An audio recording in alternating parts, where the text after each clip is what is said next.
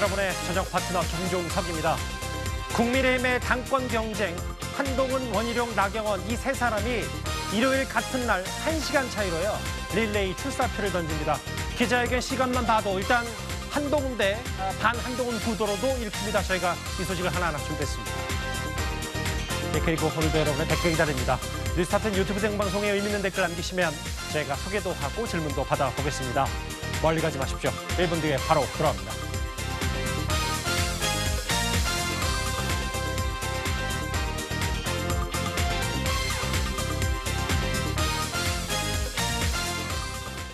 예, 오늘도 뉴스타트에 자랑하는 뉴스고수 네 분과 함께합니다.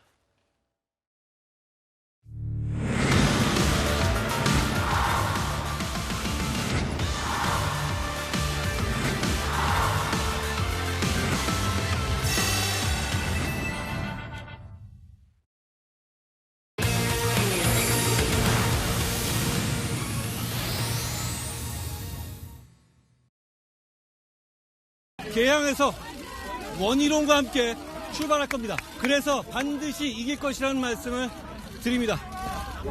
주위를 둘러봐 주십시오. 우리가 이길 것 같지 않습니까? 여기서 지금 인천 개항에서 반드시 원희룡 후보와 저희가 이뤄낼 겁니다.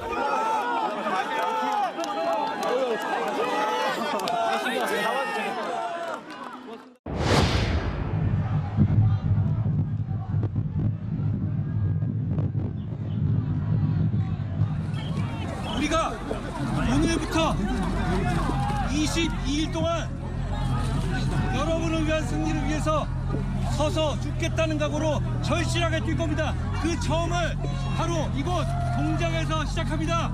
여러분 저희를 선택해 주십시오. 저희가 진짜 잘할 수 있습니다. 여러분 동작의 미래 저희가 책임지겠습니다. 화면 참 흥미롭습니다. 금요일 뉴스 탑10은 바로 여기부터입니다.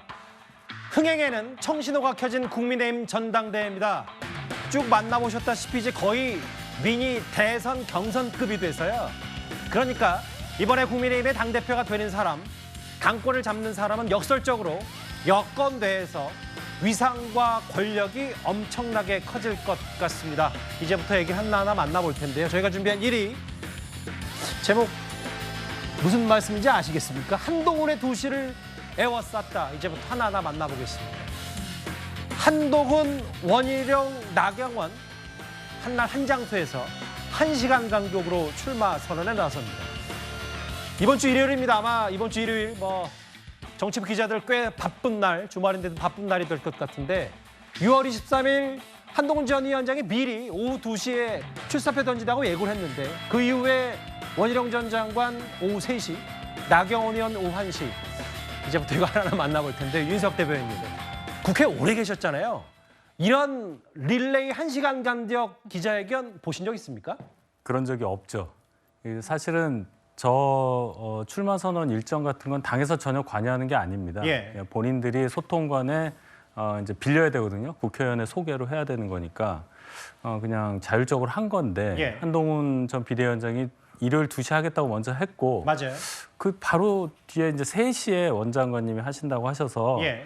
뭐 거기까지는 그럴 수 있다 생각했는데 예. 이제 나경원 의원도 그날 똑같은 날에 1시에 했다. 그리고 공교롭게도 나경원, 원희룡 두 분이 샌드위치 형식으로 한동훈 전 비대위원장을 압박하는 뭐 그런 모양새까지 이렇게 그려져서 예. 참 공교롭다는 생각이 들지 않을 수가 없습니다.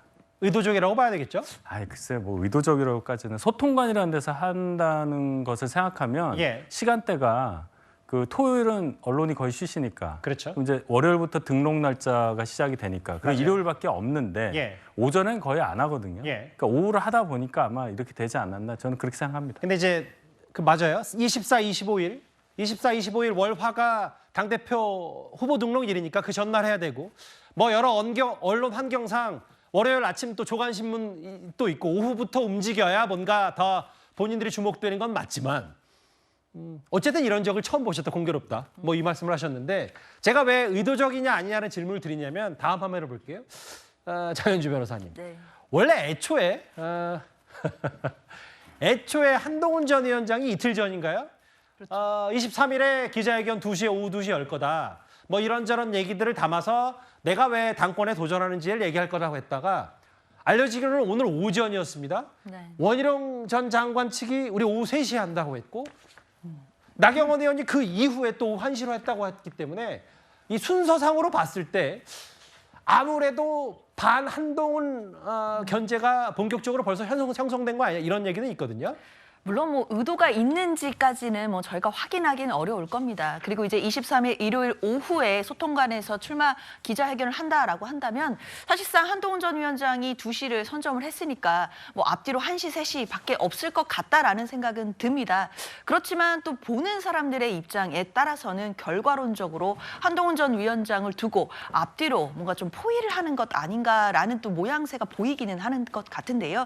결국 한동훈 전 위원장이 어대한이라는 기류를 가지고 전당대회에서 유력한 후보이다 보니까 나경원 의원이나 그리고 원희룡 전 장관도 견제하는 그런 마음들이 있을 거라고 생각은 듭니다. 예. 물론 그것이 이제 뭐 기자회견 시간을 잡는 거에 뭐 의도적으로 반영됐나 이거는 확인하기는 어려울 것 같고요. 예. 다만 이제 중요한 것은 일요일 오후에 나오게 될 저 세 분의 과연 이 메시지가 중요할 것 같은데요. 그러게요. 출마 선언에서 함께 나오는 메시지 그리고 가장 관심 있어 할 것은 용산과의 관계에 대해서 어떻게 이야기를 하는지에 따라 과연 대통령과의 거리를 가늠할 수 있기 때문에요. 그날 이 메시지가 어느 방향으로 나오는지 이런 부분 주목해야 될 것 같습니다. 이 뒷배경 잘 주목해 보십시오. 이게 아마 1월 오후에 고스란히 재연이 될 테고 뒤에 이제 국회 소통관. 아마 기자들은 여기부터 이날 국회 소통관 오후부터 진치관 2-3시간 정도 쭉 여기에 있어야 될 것 같아요. 나경원, 한동훈, 원희룡 순으로 같은 장소에서 기자회견을 하는데 먼저 선점한 건 한동훈 전 위원장이었고 그다음 원 전 장관이 1시간 뒤에 하겠다고 하니까 곧바로 그 앞 시간 1시간 전에 나경원 의원이 하겠다고 했고요. 이렇게 정말 이례적입니다. 1시간 간격 릴레이 기자회견 시간 장소가 잡혔습니다. 이 정도면 그냥 모여서 세 분이 같이 해도 될 것 같은데 이 정도 지금 그 참 이례적인 풍경 그만큼 흥행도 흥행이고 벌써 치열해진 국민의힘 전당대회입니다. 이렇게 기자회견 시간을 뭐 앞뒤로 감싸고 잡는 것처럼 일단 반 한동훈 구도는 일단 초반 판세에 분명해 보이는데요. 이런 것 같아요. 윤석 대변인. 국민의힘 내부 사정을 제일 잘 아시니까 일단 제대로 출사표던진 사람이 4명. 윤상현, 나경원, 원희룡, 한동훈. 근데 이제 만약에 한동훈 전 위원장이 과반을 못 넘겨서 28일 결선 투표 간다. 그럼 나머지 후보들끼리 반 한동훈 연대로 몰아주는 거냐? 벌써 이런 얘기가 많이 흘러나오거든요. 뭐 충분히 가능한 얘기죠. 기억하시겠지만 저희 황우여 비대위가 처음에 출범할 때 가장 신경 쓴 것은 앞으로 있을 전당대회에서 흥행이 돼야 당이 다시 살아나는 계기가 된다. 여기에 역점을 맞춰서 전당대회 준비를 한 것이 사실입니다. 눈여겨보셔야 될 것이 뭐 당신 민심 비율 어떻게 되냐 거기 보셨지만은 더 중요한 거는 결선 투표를 남겨놨다는 거예요. 결선 투표라는 것이 저희 당 당원당규상 지난해에 전당대회를 할 때 처음 들어간 규정입니다. 근데 이 규정을 민심이 들어갔음에도 유지를 했다. 결국 흥행을 위해서 남겨놓은 측면이 분명히 있다. 그런데 이번에 소위 빅샷이라고 하죠. 저렇게 좀 정치적으로 영향력 있는 세 분이 당대표에 출마하니까 이렇게 흥행이 완전히 성공하는 그런 이제 전당대회가 된다. 이렇게 보실 수 있겠고 예. 과반 여부는 뭐 단순하게 얘기해서 2명이 나왔을 때 과반이 당연히 한 분은 과반이 되겠죠. 근데 그렇겠죠. 3명이 나오면 한 사람이 과반 넘기가 그렇게 쉽지 않다는 다자구도가 사실적인, 되면, 예. 결론이 나오지 않겠습니까? 그렇게 된다면 예를 들어서 뭐 친한, 뭐 친윤 저는 그런 구분 별로 좋아하지 않는데 그렇게 만약 구도를 잡는다면 예. 1명과 2명 그래서 과반이 안 될 경우 결선 그런 나머지 2명이 소위 말해서 단일화 효과를 이루면서 예. 2등과 1등이 결선에서 또 격렬하게 대결하는 그런 구도 그것을 예상해 볼 수 있는 것은 합리적인 추론이라고 생각합니다. 어쨌든 원 전 장관 나경원 의원도 공식 출사표를 던졌기 때문에 다자구도가 돼서 판이 술렁이는 건 맞고 윤 대변인 말씀처럼 결국 1차 투표에서 한동훈 전 위원장이 과반 50을 넘냐 안 넘냐 이게 첫 번째 그런 관전 포인트가 되겠네요. 네, 그렇습니다. 나머지 그러면 한동훈 전 위원장이 만약에 지금 뭐 여러 가지 흐름대로 뭐 여론조사나 지지율 뭐 더 구체적으로 언급하지는 않겠지만 그 정도 흐름대로 결선에 만약에 50을 못 넘어서 간다고 했을 때 나머지 후보들의 단일화 혹은 과반 저지를 위해서 어떻게 뛸 것인지 벌써 이게 관전 포인트로 보입니다. 이제 오늘부터 움직이는 얘기를 하나하나 만나볼 텐데요. 이렇게 한동훈 전 위원장이 공식 등판을 하기 전에 다른 사람들 오늘 정말 분주했습니다. 먼저 나경원 의원이 오늘 저녁에 바로 이분을 만납니다. 내가 늘 하는 이야기가 우파는 비겁하고 좌파는 뻔뻔하다고 그랬어. 그건 좌파보다 더 뻔뻔한 거야. 나온들 되겠어요? 총선 말아먹고. 요즘 정치하는 거 한번 보세요. 진영 논리만 지배를 하니까 이재명 후보도 그렇게 부패하고 해도 팬덤이 형성돼 있어. 그럼 비판의 대상이 아니에요. 숭배의 대상이지. 우리 당도 마찬가지예요. 총선 백서치기에서 한동훈 위원장 면담을 하셔야 된다고 생각하세요? 나는 가를 자꾸 들미는 이유를 모르겠다. 기자회견은 제일 늦게 잡았지만 가장 먼저 기자회견을 여는 나경원 의원 1시. 오늘 제일 먼저 빨리 움직인 것도 나 의원입니다. 다음 화면을 볼까요? 화면 속의 주인공 홍준표 시장을 잠시 뒤 예정대로라면 저녁 7시에 나경원 의원이 만나는데 속보도 나옵니다. 지금이 한 5시 30분, 27분 되니까 1시간 반 뒤에 이미 이철우 경북지사는 만났고요. 전당대회 출마자 가운데 첫 번째 대구 경북행으로 잠시 뒤에 1시간 반 뒤에 먼저 경상도를 가서 지금 당의 핵심 지역 먼저 방문하는 게 A다. 텃밭인 TK. 특히 최근에 원조 한동훈 저격수로 불리고 있는 홍준표 시장을 만나는데요. 서정욱 변호사님. 홍준표 시장을 만나는 게 첫 번째 공식 행보다 의미가 있겠죠? 지금 이제 두 분이 사이가 원래는 제일 안 좋았어요. 옛날에 2010년부터 예. 상당히 으르렁거리면서 계속 이제 공격이 나오는데 홍준표, 나경원 두 사람은 원래 사이가 좋지 않았다. 예. 그렇죠. 근데 최근에 홍준표 시장이 이제 한동훈 위원장을 집중 공격하면서 예. 적의 적은 동지다. 이래서 이제 아마 오늘 만나는데 제가 보기에 한 3가지 이유로 내려간 것 같아요. 저 취재도 좀 해봤는데 예. 첫째는 이제 아까처럼 홍준표 시장이 나경원을 공개 지지했습니다 이미. 예. 그래서 이제 홍 시장 만나는 게 하나 있고요. 아하. 두 번째는 이제 대구 경북이 예. 인구 대비 당원이 제일 많아요. 그렇겠죠. 그다음에 투표율도 높아요. 예. 따라서 이제 당원을 만나는 게 있고요. 세 번째는 이제 그쪽에서 최고위원 러닝메이트를 하나 구해야 되겠다. 대구 경북 지역에서. 예, 그 지역에서. 예. 아마 이제 그 목적도 있다. 이건 제가 직접 들은 이야기입니다. 그러니까 지금 이른바 한동훈 캠프의 러닝메이트들은 주로 수도권, 충청 이렇게 있다면 이번 전당대회 룰이 80%가 당원이니까 당원이 제일 많은 TK에서 본인 최고위원 함께할 나경원 의원과 함께할 사람들을 지금 물색하러 간 것도 있다. 예. 서정욱 변호사 말씀은 그건 거예요? 예, 대구 경북 쪽에서 이게 한 명 하겠다는 이야기를 제가 들었습니다. 예. 7시입니다. 오늘 제일 멀리 간 나경원 의원, 한동훈 전 위원장이 공식 행보를 본격 시작하기 전에 전당대회 출마자 가운데 국민의힘의 텃밭인 대구 경북 지역 경북지사도 만났고 오늘 홍 시장이 또 어떤 나열을 만나서 실제로 한동훈 전 위원장에게 어떤 비판 목소리를 내는지도 참 주목이 되는데 7시입니다. 안타깝네요. 저희 뉴스탑10 끝난 이후라서. 다만 저희 이어지는 뉴스데이에서 저 부분도 충분히 짚어볼 텐데 홍준표 시장을 면담한다 의미가 있습니다. 왜냐하면 윤석 대변인 이런 얘기를 했어요. 어제 오늘 나경원 의원이 뭐라 그랬냐면 한동훈 전 위원장의 경험이 부족하고 중진 4선 의원 대다수가 걱정한다.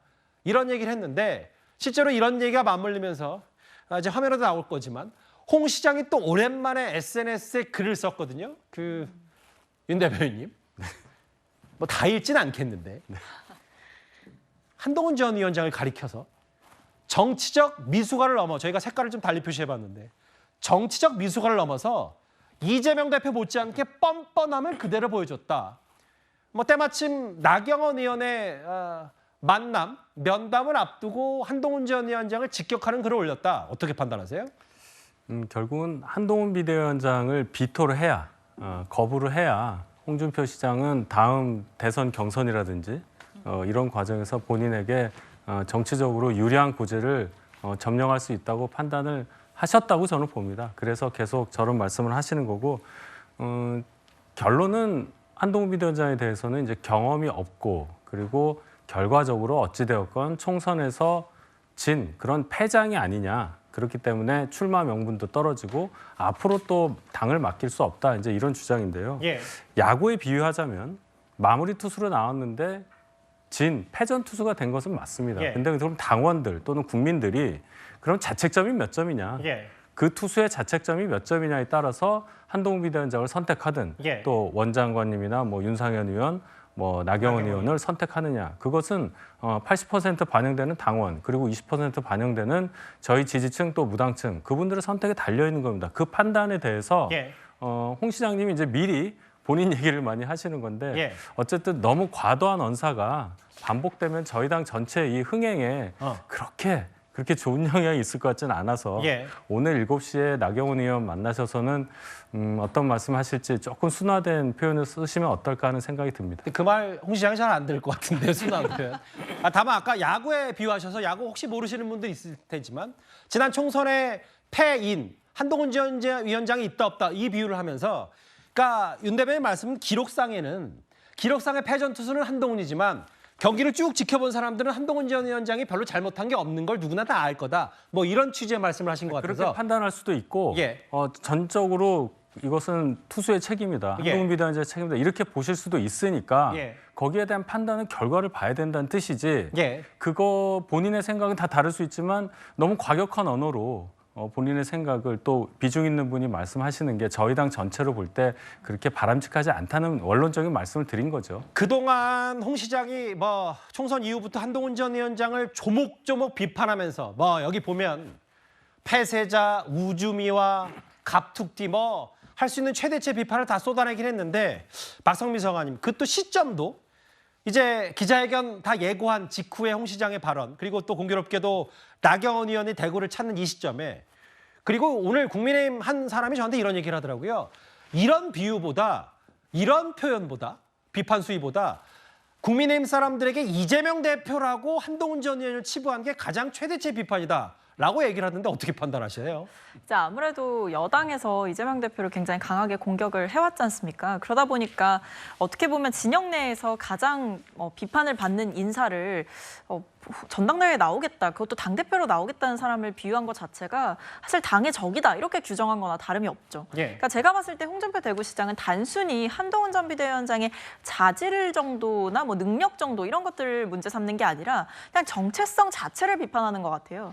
그러니까 홍준표 대구시장의 비판을 자세히 들여다보게 되면 예. 이거는 한동훈 전 비대위원장이 정치를 잘 못할 것이다 이런 수준이 아니라 뭐 원외 당대표니까 뭐 국회 내에서 제대로 역할을 못할 것이다 이런 수준을 넘어서서 문재인 정부의 뭐 사냥개다 이렇게 표현을 하는 걸 보시면 예. 결국 한동훈 전 비대위원장은 우리 편이 아니다 이렇게 직격을 하는 거거든요. 예. 사실상 뭐 정체성을 비판을 하는 것이고 이건 한동훈 전 비대위원장이 뭔가를 개선하거나 관계 개선을 위해 노력하거나 또는 정치적으로 어떤 레벨업을 하거나 이런 게 중요한 상황이 아니라 나는 한동훈 전 비대위원장이 싫다, 우리 사람이 될 수 없다라는 사실상 그 본질에 가까운 공격을 하시는 거기 때문에 두 분의 사이는 아마 선거 끝나고 나면 정말 돌이킬 수 없는 사이가 되지 않을까라는 생각이 듭니다. 근데 이제 공교롭게도 이제 오늘이기 때문에 뭐 이재명 대표의 비유한 거 말고도 총선 참패 주범들이라고 표현을 했어요. 2달도 안 돼서 또 나섰다. 혹독한 심판을 당하고 퇴출될 거다. 문재인 전 대통령의 사냥개 얼치기 검사 출신이 당을 농락하는 일이 없었으면 좋겠다. 저희가 원래 이 그래픽을 좀 짧게 준비했다가 워낙 또 비판 수위가 높아서 한번 어떤 맥락인지 다 읽어보기 위해서 준비를 했는데 그런 것 같아요. 그 전당대회 출사표를 던진 사람 중에 가장 먼저 TK 경상북도를 찾은 게 바로 나경원 의원이다. 아까도 잠깐 언급하셨다시피 전당대회에서 이번 당원 투표가 80%가 반영되는 만큼 당원 수가 가장 많은 영남권 표심이 중요하다는 얘기들이 좀 많이 나오는데 여기 보면 대구 경북이 21%, 18% 이게 대권이나 여론보다 일단은 당원들이 많은 표심이 좀 중요한데 서정욱 변호사께 좀 이 질문을 드리고 싶어요. 다음 화면을 보겠습니다. 아까 나경원 의원이 뭐라 그랬냐면 국민의힘의 4선 중진들이 한동훈 전 위원장에 대한 걱정을 한다. 별로 믿업지 못하다는 취지 얘기를 했다. 실제로 어제 동아일보 보도를 보니까 TK 초선들이 이것도 반 한동훈 연대일 수 있습니다만 윤 대통령과의 갈등 불안감 있다. 용산과의 갈등이 걱정 있는 건 사실이다. 홍 시장도 그렇고 대구 경북 지역, 부산 경남 의원들도 본격적인 한동훈 견제에 들어간 건 아닌지 어떻게 보십니까? 저게 저는 상당히 근거가 있는 게요. 수도권의 그 원외들하고 이제 영남권의 배지들은 전혀 이게 좀 생각이 틀린 것 같아요. 예. 수도권의 원외 지구당 위원장이나 이런 분들은 이제 그 한동훈 지지세가 상당히 많아요. 예. 왜 그러냐면 이제 이거 외연 확장이나 또 중도 확장 이런 게 필요하다 보는데, 근데 영남권의 현역들은요 아무래도 이게 그 당하고 이제 정부가 일체가 돼야 된다. 혼연 일체. 그 점에서 이제 그 지금은 약간 이게 갈등이 봉합은 돼 있지만 언제나 이제 그 최상병 특검이나 또는 이제 김건희 여사 수사 문제나 가지고 이제 갈등이 재현될 수가 있다. 예. 그러면 이게 과연 정권이 3년을 이렇게 버틸 수는 있겠는가? 갈등이 돼버리면 예. 이걸 이렇게 걱정하는 소리를 제가 엄청나게 많이 들었습니다. 예. 따라서 이제 그 수도권의 민심과 영남권의 그 민심이 많이 다른데 예. 문제는 이제 영남권의 저 40% 당원 있죠. 예. 저 민심을 잡아내는 여론조사가 없어요. 옛날에 이준석 대표하고 나경원 의원이 붙었을 때 있잖아요. 예. 그때도 이제 국민의힘 지지층 여론조사는 이준석 대표가 한 20몇 % 앞섰거든요. 예. 그런데 당원들이 투표를 해보니까 나경원 의원이 4% 이겼습니다. 4% 이겼어요. 예. 따라서 지금 여론조사 국민의힘 지지층 조사하면 한동훈 위원장이 많이 앞서 있죠. 그렇지만 영남권에 관계 당원들의 실제 투표 표심 예. 이거는 이게 좀 까봐야 안다는 거죠. 뚜껑을 열어봐야 예. 한번 이거 표심을 좀 잘 취합해봐야 안다. 윤석 대변인. 이제 이 민심이 실제로 대구 경북 지역의 진짜 민심일 수도 있고 이따 잠시에도 만나 보겠지만 한동훈 전 위원장 측은 이런 분위기를 좀 어떻게 생각하고 있는지도 좀 궁금하거든요. 글쎄요. 제가 한동훈 비대위원장 측에 있질 않아서 정확히 알 수는 없지만 기존에 나온 여론조사를 잘 보시면 예. 국민의힘 지지층을 대상으로 한 여론조사가 여러 건이 있습니다. 예. 근데 과거에도 지난번 김기현 대표가 당선될 때의 전당대회에 대해서도 예. 당원 100%이기 때문에 당원을 대상으로 한 여론조사가 있을 수 없어서 지지층에 대한 여론조사 결과를 원용해서 예측을 많이 했었습니다. 예. 그때 보면 별로 그렇게 다르지 않았어요, 결과가. 지금 2021년에 있었던 나경원 의원과 이준석 전 대표와의 과정을 말씀하셨는데 그때는 7대 3이었고요. 예. 그때 이준석이라는 대단히 저희 당에서 이질적인 그런 존재가 출마하면서 굉장히 이례적인 결과가 나왔던 것과 비교를 해보면 이미 당에서 비대위원장을 지내신 이 한동훈 전 비대위원장을 이준석 대표의 건과 비교하는 것은 좀 무리가 있는 분석이라고 보고 예. 결과적으로 예측 못합니다. 말씀드렸듯이 빅샷이라고 하는 세 분들이 나오셨기 때문에 예. 어떻게 선거 구도를 짜느냐 한동훈 비대위원장 입장에서는 총선 패배라는 그 멍해와 같은 것을 어떤 명분으로 돌파하느냐가 필요할 거고 원장관 그리고 나경원 의원 두 분은 과연 앞으로 당정 관계 관련해서 변화를 요구하는 국민 또는 당원들의 목소리에 어떻게 화답할 거냐 이런 문제들에 천착하는 것이 이번에 전당대에 임하는 세 분의 아마 자세가 되지 않을까 이렇게 봅니다. 아까 임 대변인 말씀처럼 한동훈 전 위원장 관련 지지율도 일단 만나볼 텐데 영남권 의원들의 우려 목소리에 대해서 동아일보 보도에 따르면 일부 친한계 의원들은 이건 일부 영남 의원들의 억지 주장이고 한동훈 전 위원장에게 마치 대통령 배신자 프레임을 씌우는 거다. 최근에 이른바 사상 논란, 좌파 논쟁 이런 것도 있었는데 때 아닌 이런 취지 얘기 아니냐. 영남권의 우려는 일부 확대 재생산되는 거다라는 게 한동훈 전 위원장 가까운 사람들의 주장이고 다만 오늘 나경원 의원이 이미 이철우 경북도지사를 만났고요. 잠시 뒤에 1시간여 뒤쯤이면 홍준표 시장 만나서 홍 시장이 어쨌든 호불호를 떠나서 뉴스메이커이기 때문에 홍 시장이 또 나경원 의원에게 어떤 말을 하는지도 꽤 주목이 됩니다. 오늘 나경원 의원의 목소리, 출사표 전의 목소리 한번 듣고 오겠습니다. 일요일 날 출마 선언합니다. 저는 전당대회를 앞두고 줄 세우고 또 줄 서는 이런 정치 정말 타파하고 싶습니다. 저는 더 이상 제가 다시 한번 말씀드리지만 이 전당대회라든지 이런 게 되면 늘 줄 세우고 줄 서고 대통령실 팔거나 또는 제2의 연판장 같은 사건이 있어서는 안 된다고 생각을 합니다. 지금 뭐 진행하는 그런 형국이 이거 제2의 연판장 아니야? 이런 생각이 들게 해서는 안 된다고 생각을 하고요. 전 늘 국민께 줄 서는 정치했습니다. 나 대표님이 제2의 연판장 사태 이런 거 안 된다. 그렇게 보여서도 안 된다고 이렇게 좀 강하게 말씀하셨는데. 몰라요. 뭔지 모르겠는데 무슨 말씀하셨는지 지금 들은 바도 없고 또 내용을 모르고 뭐라고 제가 드릴 말씀이 없습니다. 당권 주자들 뭐 이런저런 메시지 내는 거에 대해서 논평하고 싶지 않습니다.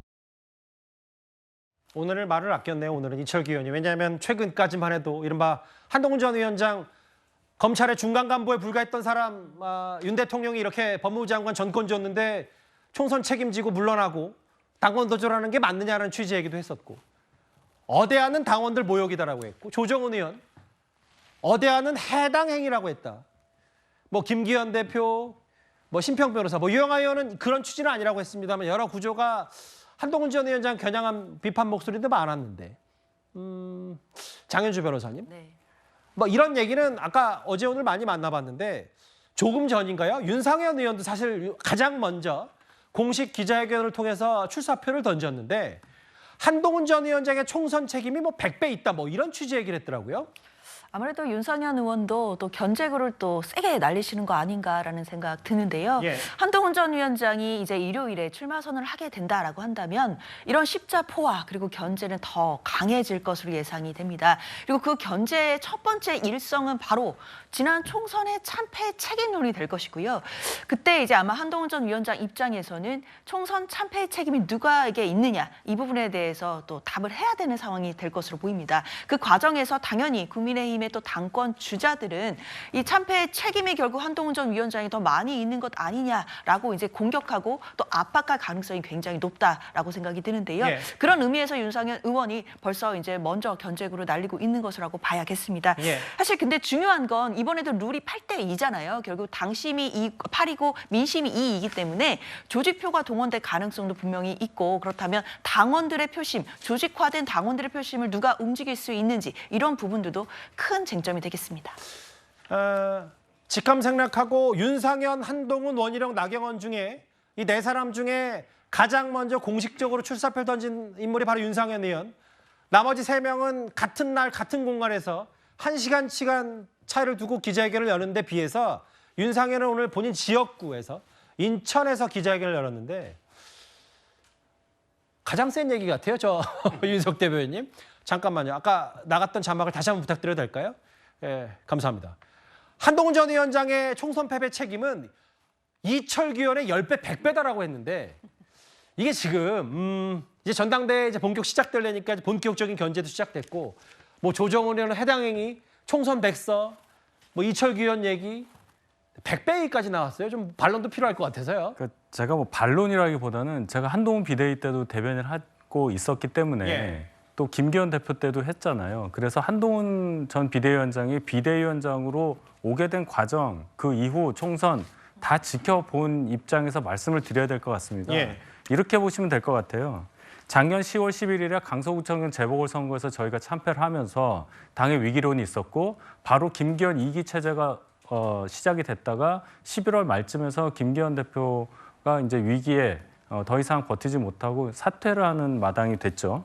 그때 여러분이 비대위원장 후보로 거론이 되다가 결국 한동훈 비대위원장이 오시게 됐는데 그때 한동훈 비대위원장이 와야 된다고 많은 사람들이 얘기했고 그중에 이철규 의원의 주장이 가장 강하게 대두됐던 게 사실입니다.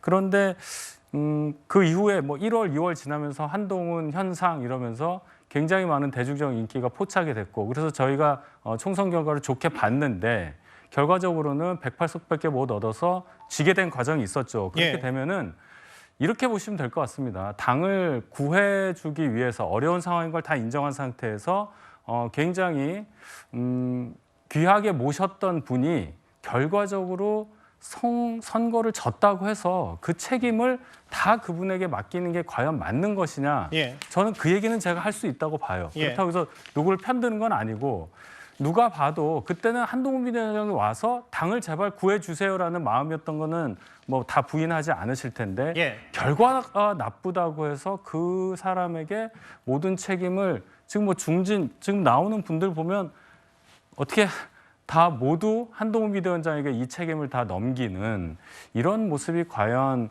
당원 그리고 국민들께 어떻게 비춰질지 여기에 대해서는 좀 우려가 됩니다. 그러니까 윤 대변인 말씀에 저도 좀 덧붙이면 저도 총선 과정 뉴스탑10 진행하면서 지켜봤으니까 그 얘기는 비대위원장을 모시려고 했던 사람들은 지금 비판했던 친윤들이고 오히려 비대위원장 시절 한동훈 전 비대위원장 오는 게 좀 달갑지 않았던 사람들 중에 뭐 장동혁이라든지 유이동 이런 분들이 있는데 그분들이 오히려 지금 이른바 친한계로 분류된 느낌도 있는 거잖아요. 윤 대변인 말씀은. 그때는 급하니까 부랴부랴 한동훈 전 위원장 모시자고 했던 사람들이 뭐 여기 인물들이라면 지금 와서 갑자기 또 총선 책임, 뭐 윤상현 의원을 제가 지목하는 건 아니지만 이철규 의원보다 책임이 100배 많다. 이런 건 좀 어불성설이다. 이런 취지의 말씀하신 것 같아서 제가 좀 붙여보겠습니다. 그런데 뭐 저희가 지금 구도가 한동훈 대 반한동훈 구도 아니냐 뭐 이런 얘기를 좀 저희가 전해드리고 있는데 어제 저희 단독 보도로도 알려진 내용입니다. 한동훈 전 위원장이 당대표 출마를 선언하기 전에 윤석열 대통령과 통화한 사실이 알려졌는데요. 그런데 당권 후보들도 앞다퉈서 대통령과 통화했다면서 경쟁 아닌 경쟁을 벌이고 있습니다. 대통령에 대해서 깊은 존중과 신뢰의 마음을 가지고 있고요. 그게 변함이 전혀 없습니다. 한동훈 위원장은 그제 대통령하고 통화해가지고 출마 소식도 알리고 잘해보라는 격려도 받았대요. 의례적인 전화예요. 그거에 대해서 뭐 전화 통화를 한 번도 안 하다가 끝까지 갈 겁니까? 그럼 그 사람들이 물어볼 거 아니에요. 당신은 어떻게 당정관계를 하려고 하느냐. 이거에 대해서 최소한의 면피는 있어야 되는 거 아닙니까? 면피용 의례적인 마지못한 전화. 의례적인 전화라고 보는 겁니다. 저는 이 신뢰관계가 거의 바닥에 갔다라고 봅니다. 표면적으로는 윤상현이 이른바 한동훈 때리게 일단 선봉에 선 것 같고 어제 저희 채널의 단독 보도 내용이죠. 한동훈 전 위원장이 윤 대통령에게 전화를 걸었다. 이기는 정당을 만들겠다. 저 장 대표 나가겠습니다. 라고 결심을 전달했고 열심히 해봐라. 건강상의 이유로 오찬을 거절한 이후 첫 번째 통화였는데 다음 화면을 볼게요. 한 전 위원장 측이 이걸 사실을 일부 우리 단독 보도 내용 이후에 공개를 하니까 윤상현 의원은 의례적인 전화다. 신뢰관계가 거의 바닥났다. 뭐 이렇게까지 평가절하를 했습니다.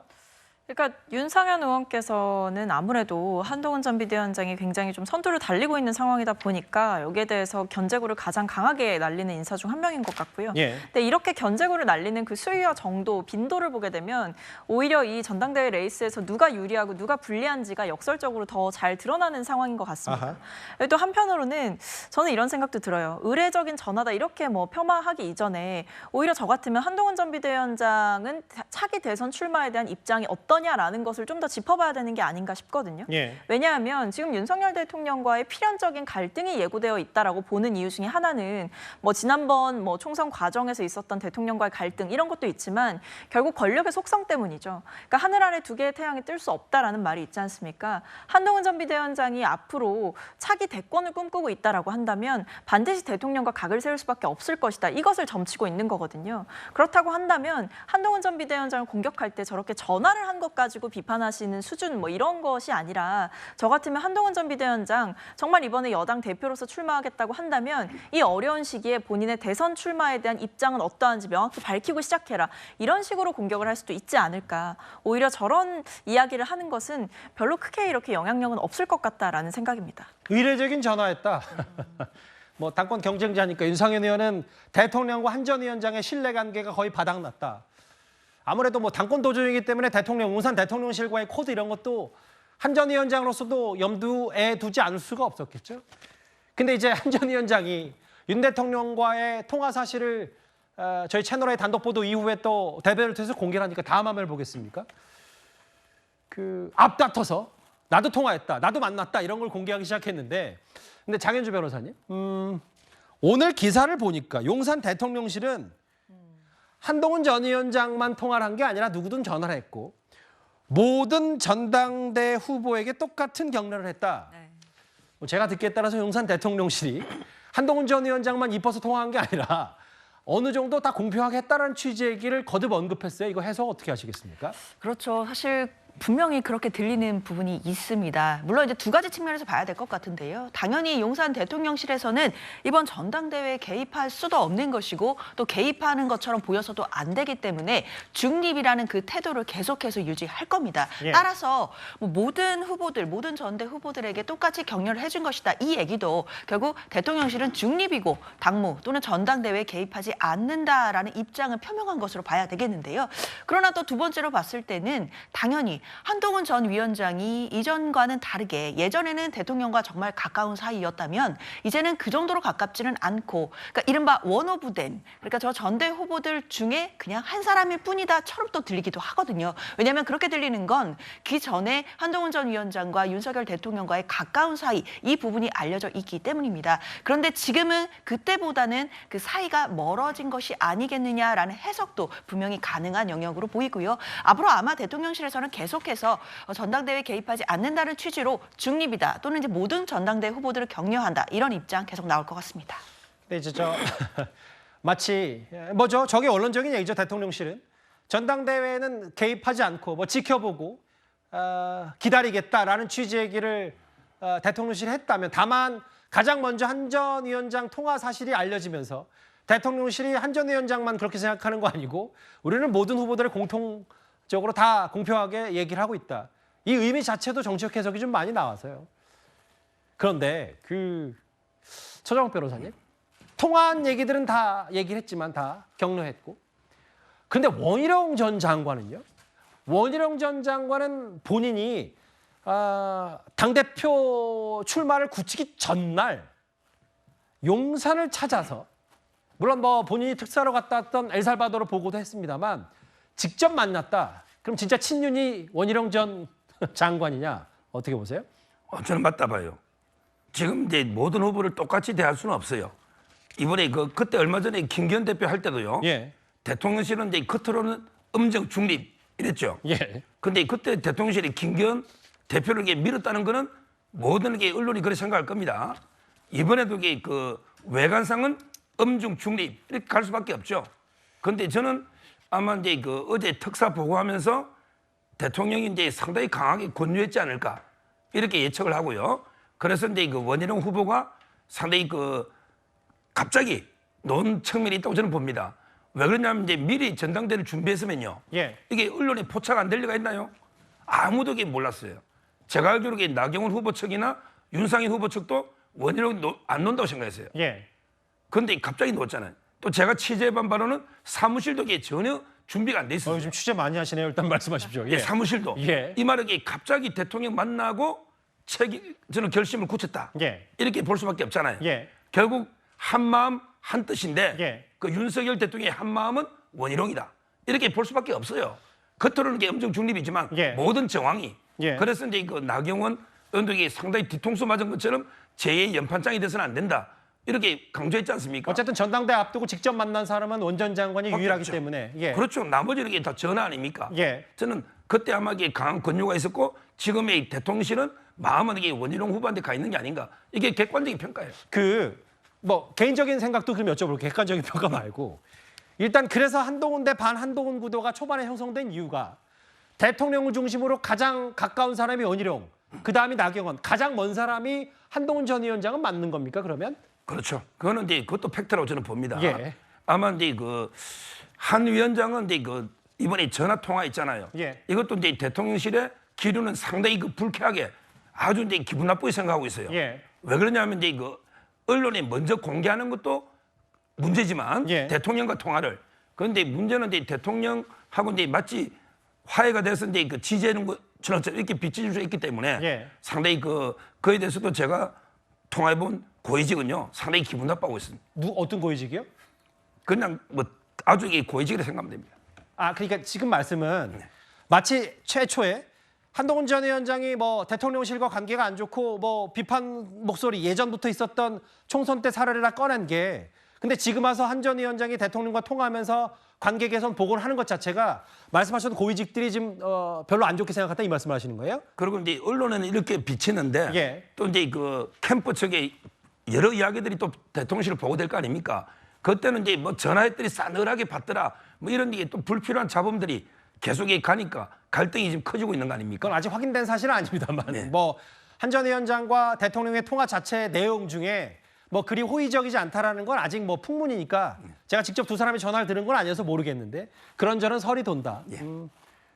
원희룡 전 장관만 유일하게 대통령을 만난 게 아니라 뭐 윤상현 의원도 만났고 여러 격려 전화 있는데 알겠습니다. 지금 그만큼 지금 어쨌든 어대한 분위기에 그 대항마들이 오면서 집중 견제를 받고 있는 한동훈 전 위원장인데 전화를 한 것도 여러 얘기들이 나올 정도로 좀 견제 대상인데 오늘 그리고 결국 유승민 전 의원은 전당대회 불출마를 선언했습니다.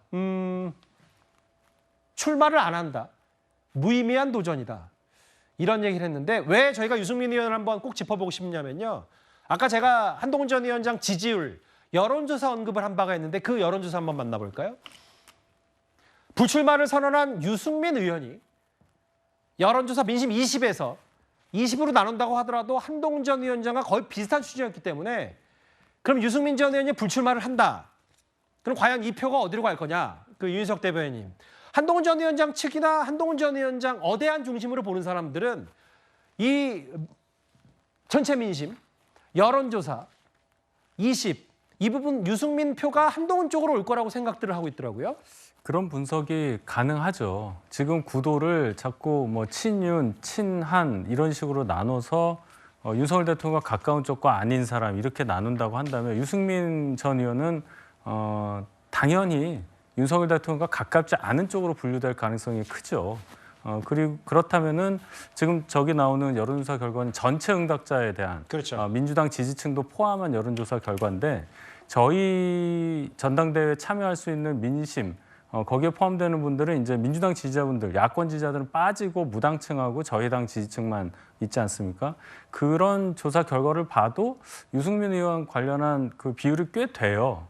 그러면 이분들이 저희 그 전당대회 과정에 투표에 참여를 하신다면, 투표를 안 하실 수도 있지만 참여를 하신다면은 원희룡, 나경원 두 후보에게 표를 줄 가능성보다는 한동훈 전 비대위원장에게 줄 가능성이 높다고 보는 것이 합리적이라고 저는 판단합니다. 그러니까 윤 대변인 말씀은 원희룡, 나경원 두 사람보다 지금 불출마를 선언한 안철수, 유승민이 비교적 더 이념적으로 약간 더 중도에 가 있다고 판단한다면 그 여론조사 20 민심 중에 이 부분들이 지금 이 정도의 수치라면 한동훈 전 위원장이 올 가능성이 높다 이 말씀을 하시는 거죠? 예. 저는 이게 전혀 다르게 분석하는데요.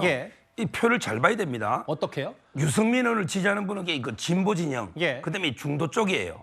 물론 뭐 단언할 수는 없어요. 뭐 다 아무래도 민주당의 역선택이다라고 막 단언할 수는 없어요. 일단 말씀하시죠. 근데 한동훈 위원장을요 가장 비판하는 게 진보 진영입니다. 조국 당에서도 비판했잖아요. 가장 이념적으로 보면 극과 극에 서 있는 게 유승민, 한동훈이고요. 제가 유승민 후보라면 꿈이 대권이잖아요. 한동훈 위원장이 이번에 밀어줘서 당대표 시켜주면 바로 이게 경쟁자를 키워주는 거잖아요. 저기 대선 주자가 아닌 분이 누가 있습니까? 한 분 있죠. 나경원 후보는 이제 대선 주자가 아니잖아요.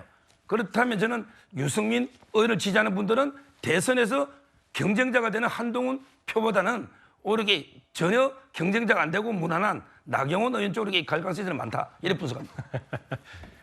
이건 해석의 영역이니까요. 뭐 일단 그럼에도 당대표 일단 적합도 이거는 아직 그 본격적으로 출사표를 던진다고 뭐 세 사람 다 얘기하지 않았을 때도 56, 13, 9, 8 뭐 이 정도 나왔는데 일단 유승민 전 의원 안 나간다고 했기 때문에 뭐 이 수치까지 말씀드리겠습니다. 알겠습니다. 두 분의 색다른 분석 다 잘 들었어요. 나경원 의원이 오늘 경상북도 TK를 제일 먼저 갔다면요. 다음 주제는 일단 한동훈 전 위원장이 공식 등판하기 전에 이 사람도 오늘 꽤 바빴습니다. 바로 원희룡 전 장관입니다.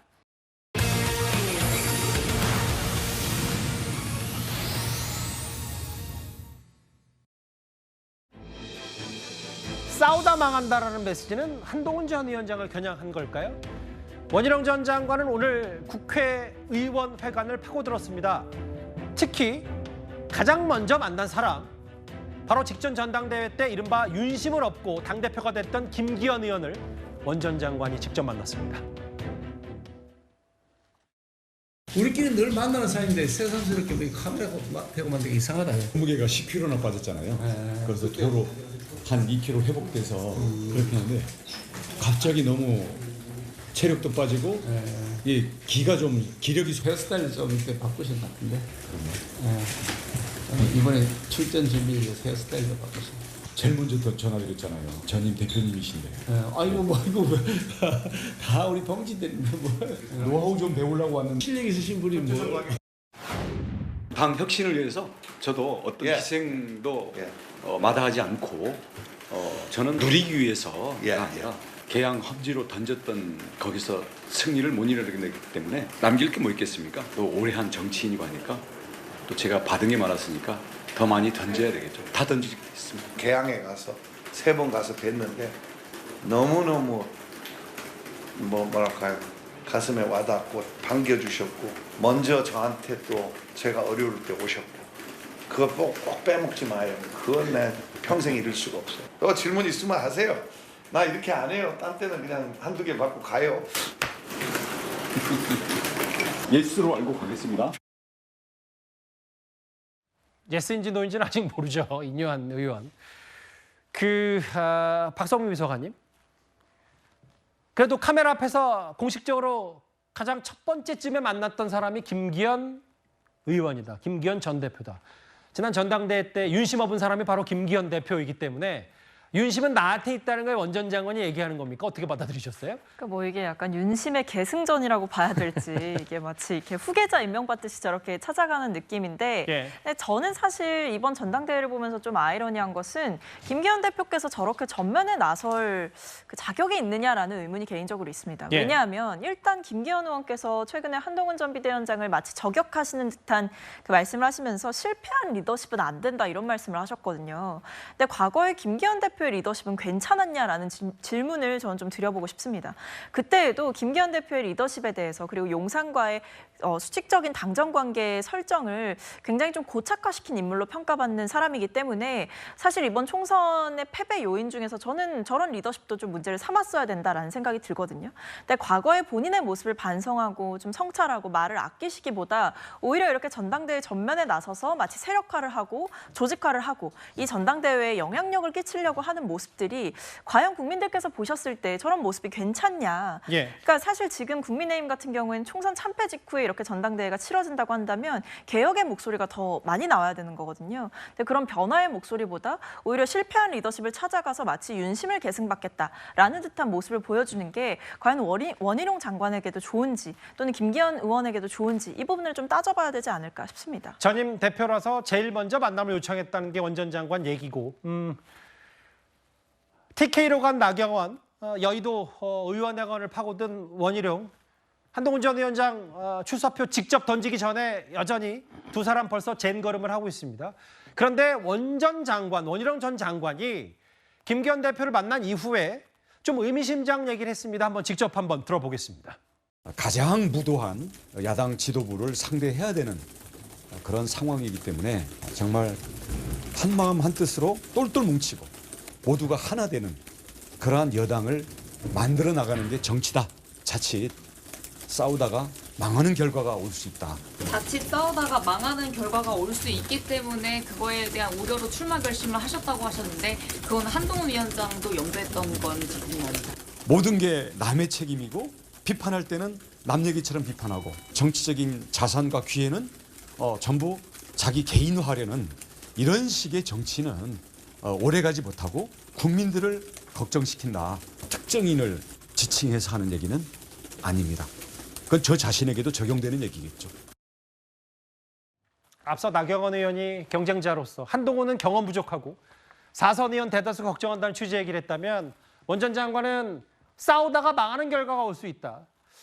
그러니까 어제 얘기했던 당정 일체, 이 싸우는 주체가 누군지 모르겠죠. 마치 듣기에 따라서는 그 대통령과 한 전 장관, 대통령과 집권 여당 대표의 갈등 이러면 안 된다라는 취지 얘기를 하는 건지 모르겠는데 잠시만요. 그런데 이제 오늘 원희룡 전 장관이 본격적으로 다 출사표 일요일 오후 3시에 기자회견한다라는 걸 알리는 취지로 명함 하나를 돌린 것 같은데요. 바로 한번 만나보겠습니다. 내용도 내용이지만 저 명함의 색깔 혹은 모양 어디서 많이 보셨죠? 그 몇 년 전에 세간을 떠들썩하게 했고 정말 인기 많았던 넷플릭스 드라마 오징어 게임을 모티브 삼아서 내부에서 싸우다가 망할까 봐 결심했습니다. 이러다가 다 죽습니다. 마지막 기회일지 모릅니다. 저 명함을 몇몇 그 국민의힘 당직자나 혹은 의원들에게 돌린 모양인데 원 전 장관이 아이디어는 좋네요. 이런 것 같아요. 장현주 변호사님. 결국 당정 일체를 강조하기 위해서 저 오징어 게임의 명함을 빌린 거다. 이렇게 보십니까? 그렇게 봐야 될 것 같습니다. 원희룡 전 장관이 출마를 이제 선언하면서 처음 나왔던 메시지가 당정이 한마음 한뜻이 돼야 된다였거든요. 그러니까 이른바 당정 일체론이라고 할 수 있을 텐데, 아니 뭐 당연히 집권 여당의 당 대표가 뭐 대통령실과의 한 발을 맞춰간다라는 거 이상한 얘기는 아닐 수 있겠지만 당정 일체론이라는 것 자체가 한동훈 전 위원장에게는 꽤나 아픈 약점이 될 수 있기 때문에 이 부분들을 파고드는 것으로 봐야겠습니다. 사실 저 오징어 게임에 나왔던 저 명함까지 패러디를 했다라는 건 싸우다가 모두가 다 죽을 수 있다. 뭐 이러다 우리 다 죽어라는 대사를 생각하게 하는데요. 예. 그만큼 결국 집권 여당의 당대표는 아직 대통령의 임기가 3년 가까이 남았기 때문에 대통령과 그런 갈등을 빚는 상태에서는 사실 집권 여당으로서 역할을 제대로 할 수 없지 않겠느냐라는 문제의식을 상징적으로 보여주는 것이고 예. 이 상징적인 것은 결국 한동훈 전 위원장을 향한 견제구라고 볼 수밖에 없겠습니다. 예. 결국 중요한 것은 한동훈 전 위원장이 아마 출마 선언을 하면서 혹시 메시지를 내게 될지도 모르겠지만 대통령실과의 관계 그리고 정부와의 관계를 과연 어떻게 가져갈 것인지 이런 부분에 대한 입장이 나오게 된다라고 한다면 아마 이 부분을 가지고 원희룡 전 장관은 계속해서 공격하지 않을까 이런 예상됩니다. 서정욱 변호사님, 그러니까 당정 관계. 근데 왜냐하면 한동훈 전 위원장도 정광재 대변인을 통해서 했던 얘기 중에 뭐냐면 우리 똘똘 뭉쳐야 된다. 이재명 대표의 위증교사 혐의 1심 재판, 1심 선고가 나올 수도 있고 9월에 그런 이재명 대표의 사법 리스크를 위해서라도 똘똘 준비해야 한다는 취지의 얘기를 이제 대신 대변인이 전한 바가 있었는데 바로 이 내용이죠. 우리 당이 잘 돼야 되는데 보수 재건을 같이 해보자. 근데 원 전 장관도 뭐 이런 얘기를 했다면 그만큼 여기 한 전 장관보다는 우리가 더 똘똘 당과 용산이 하나가 된다는 취지를 좀 강조한 것 같기도 해서요. 그렇습니다. 그래서 이제 이거 한마음 한뜻 이걸 이게 계속 강조하고 있는 거고요. 예. 아마 이제 그 한동훈 위원장에 대해서 대통령실은 그런 감정이 있는 것 같아요. 지금도 이제 그 김경률 뭐 옛날에 비대위원 있잖아요. 예. 회계사 마리 앙뚜아네트 이런 이제 감정이 아직도 좀 이게 남아 있는 게 아닌가 이런 생각이 들고. 잠시만요. 이철규 의원이 아니라 주호가 용산 대통령실이 아직도 그 이른바 좌파 논쟁, 그 한동훈 전 위원장 옆에 둘러싼 사람들의 사상에 대해서 대통령실이 불만을 갖고 있다는 말씀을 하신 거예요? 그렇게 봅니다. 김경률 비대위원, 마리 앙뚜아네트 발언 이런 게 있고요. 그래서 이제 이거는 확인되지 않은 소식인데 예. 오히려 이제 대통령보다 영부인 김건희 여사가 이제 한동훈과 더 사이가 안 좋다. 예. 이런 이제 소문입니다. 물론 확인을 못했지만 이게 확인 안 소문이. 됐으니까 더 얘기 안 하셨네요. 근데 소문이 파다하다는 걸 제가 말씀드리고요. 예. 아마 이제 그 외에도 진중권 예. 교수 또는 이제 함은경 이런 이제 좌파 진영에서 전향한 예. 이런 분들이 많이 포진하고 있다. 이런 데 우려가 있는 것입니다. 예. 풍문이잖아요. 뭐 일단 확인된 사실이 아니라고 본인이 직접 말씀하셨기 때문에 다만 떠도는 설 중에 대통령실도 어쨌든 한 전 위원장의 탐탁치 않은 부분은 분명히 있다는 얘기를 하셨는데 오늘 원 전 장관이 여의도 의원회관, 국회에 있는 의원회관을 찾은 이유는 뭐겠습니까? 본인과 함께할 사람을 공개적으로든 혹은 물밑에서라든 좀 더 확보하겠다 이런 취지였겠죠. 뭐 나경원 의원도 그래서 대구 경북 홍준표 시장을 만나는 것도 같은 이유일 테고요. 알려지기로는 뭐 가나다 순으로 나경원 캠프의 조경태, 정양석, 원희룡 캠프에 뭐 잠시 뒤에 또 만나볼 텐데 한동훈 캠프 일단 원내에서 장동혁, 원외에서 김종혁, 정광재. 후발주자잖아요. 어쨌든 원희룡 전 장관이, 그 서정욱 변호사님. 오늘 알려지기로는 김민전 의원, 김용태 의원, 유영아 의원과 접촉 중이고 실제로 캠프에 합류할 가능성도 있다는 얘기인데 사실에 가깝다고 보세요? 그렇습니다. 제가 보기에 유영하 변호사는 글을 올렸잖아요. 한동훈 위원장을 이제 저격하는 글을 올렸기 때문에 그리고 최근에 그 박근혜 대통령하고 윤석열 대통령이 강하게 원팀이 되고 있습니다. 예. 따라서 이제 그 유영하 변호사도 당연히 원희룡 후보 도울 거고요. 그다음에 그 김민전 옛날에 교수였죠. 비례의원은 이제 요즘 보수층에서 상당히 그 지지도가 높아지고 있습니다. 김정숙 특검이나 이것 때문에 따라서 이제 그 아마 영입하려고 하는 거고. 근데 이제 자막에 없는데 제가 보기에 그 이철규 의원이나 조정훈 의원 이분들이 원희룡 캠프에 합류하지 않을까. 조정훈 의원은 예. 왜냐하면 이제 그 계속 한동훈 위원장하고 이제 각을 세우는 게 조정훈 의원, 백서, 그다음에 이철규 의원이잖아요. 아마 두 분이 또 이게 들어갈 거고요. 예. 이번 경기는요 육상이나 수영처럼 이게 1인 경기가 아닙니다. 예. 저는 농구나 배구처럼 이게 그 팀 경기예요. 예. 4인 1조. 왜냐하면 이게 대표가 있으면 혼자서 못해요. 그러면 이게 여성 최고나 청년 최고, 예. 다른 최고위원과 이게 러닝메이트를 해야 되거든요. 예. 그 점에서 저는 한동훈 위원장은 이제 장동혁, 박정훈 또는 이제 여성 중에 김미애 뭐 또는 이게 청년 물색 예. 이렇게 될 것 같고요. 그다음에 그 원희룡 캠프는 오히려 저는 조정훈 의원이 출사표를 던지지 않을까. 김민전 교수하고요. 그 최고위원 출사표를 러닝메이트로. 최고위원. 예. 왜냐하면 이게 재선급은 재선급이니까 예. 이번에 최고위원도 상당히 저는 노리는 분이 많고 비중이 높아질 것 같아요. 그러니까 이제 서정훈 변호사 개인적인 취재 예측 중에 총선 이후에 가장 한동훈 전 위원장을 비판했던 두 사람을 꼽으라면 이철규, 조정훈 두 의원인데 그 두 사람이 원희룡 캠프에 합류할 가능성이 있다고 말씀하셨어요. 예, 말씀하십시오. 지금 저 그래픽에 캠프에 참여한다는 분하고 아니면 저 캠프 앞에 있는 그 세 분들, 저분들과 가까워서 최고위원회 출마하시려고 하는 분들 이게 지금 섞여 있습니다. 예. 무슨 말씀을 드리냐면은 네. 저희 당 당규에 보면은 특정 전당대회의 캠프에 국회의원, 당협위원장 또 선출직 당직자, 뭐 지명직 당직자 모두 참여할 수 없게 돼 있습니다. 예. 그러니까 예를 들어서 조경태 의원이 나경원 캠프에서 좌장 역할을 한다. 뭐 이런 보도가 있는데 예. 그럼 당규 위반입니다. 뭐 지지 의사 표명해도 안 되고요. 중립을 지켜야 하는 거예요. 그런데 예를 들어서 조경태 의원이 뭐 최고위원이나 뭐 대표 출마한다. 그럼 말이 되는 거죠. 저기 원희룡 캠프에서도 마찬가지고 유영하 의원이 최고위원 출마하신다면은 저 그림이 맞겠는데 예. 참여하신다면 안 된다. 한동훈 캠프도 마찬가지입니다. 그래서 예. 정광재 전 대변인이 어제 대변인 자리를 사직을 한 이유도 캠프에 공식적으로 참여하기 위해서는 당직을 갖고 있어서는 안 되기 때문입니다. 그러니까 국민의힘 대변인 자리를 내려놓고 캠프 대변인으로 간 거잖아요. 그렇습니다. 그렇죠? 그게 혼재돼 있기 때문에 예. 그 부분은 제가 좀 말씀을 드려야 할 것 같아서.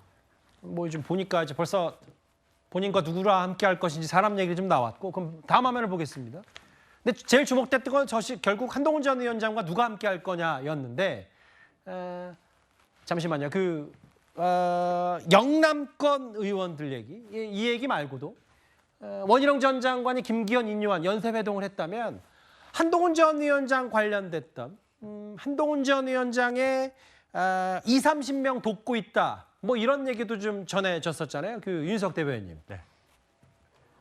새는 아직 한동훈 전 위원장이 제일 많다. 뭐 이런 취재 얘기가 많아서. 근데 제가 뭐 꼭 그 CBS의 논설 실장 위원장 얘기를 언급하지 않았더라도 어제 오늘 많이 회자됐던 얘기가 친윤에 깜짝 놀랄 만한 2명 정도가 한동훈 캠프에 들어간다라는 얘기가 있어서 제가 좀 질문을 드리고 싶었어요. 사실 오늘 제일 궁금했던 게 그 얘기였거든요. 저는 뭐 특정인의 이름을 알 수가 없고 뭐 방송에서 그런 얘기를 할 수가 없죠. 이게 확인이 안 되기 때문에 그런 겁니다. 저런 얘기들은 예. 전당대회 하면은 다 나옵니다. 그리고 잘 보시면 부산 경남 출신 등이라고 돼 있는데 잘 보면 잘못 보면은 부산 경남 그쪽 의원들이 저렇게 많아 이렇게 이제 볼 수도 있는 거고요. 또 각 의원분들이 각 당권 주자들에게 어느 정도는 다 호의적인 얘기를 할 거예요. 그래서 각 캠프에서 우리 캠프 도와준다. 이런 의원들 숫자가 이렇다. 이거 아마 합치면은 저희 의석수로만 보면 아마 한 200석도 넘을 가능성도 있습니다. 그렇기 때문에 선거 앞두고 누가 누구를 도와준다. 또 국회의원이 몇 명을 뭐 확보하고 있다. 이런 얘기들은 그냥 정치 과정상의 하나로 보시면 되고 제가 한 가지 말씀드릴 것은 국회의원 숫자로 전당대회 판세를 예측하거나 전당대회 판세를 바꾸고자 하는 것은 과거의 프레임이 아닐까 생각이 듭니다. 이미 당원이 투표권이 있는 당원이 100만 명에 가깝고요. 각 당원들이 갖고 있는 정책 판단력이 본인들이 속한 지역구의 국회의원 또는 당협위원장의 영향을 받는 그런 상황은 이미 지난 거 아닌가, 저는 그런 판단을 해봅니다. 예. 일단 이제 본격적인 선거운동이 시작된 것 같은 사실상의 원희룡 전 장관은 보신 그대로 이러다가 다 죽는다라는 오징어 게임의 대사를 활용해서 이것도 기자들이 물었잖아요. 한동훈 전 위원장 겨냥한 거 아니냐라고 했고 알겠습니다. 기자회견도 한날 1시간 간격으로 나경원, 한동훈, 원희룡 순서로 진행되는 전당대회 출사표 기자회견. 한 전 위원장이 일요일 긴 자맹 이후에 첫 등판하기 전에 나경원 의원은 TK로 그리고 원희룡 전 장관은 여의도 의원회관을 훑었다는 얘기까지 저희가 첫 번째 주제. 글쎄요, 흥행에는 청시로가 켜진 것 같은데요. 국민의힘 전당대회 얘기를 집중적으로 하나하나 살펴봤습니다.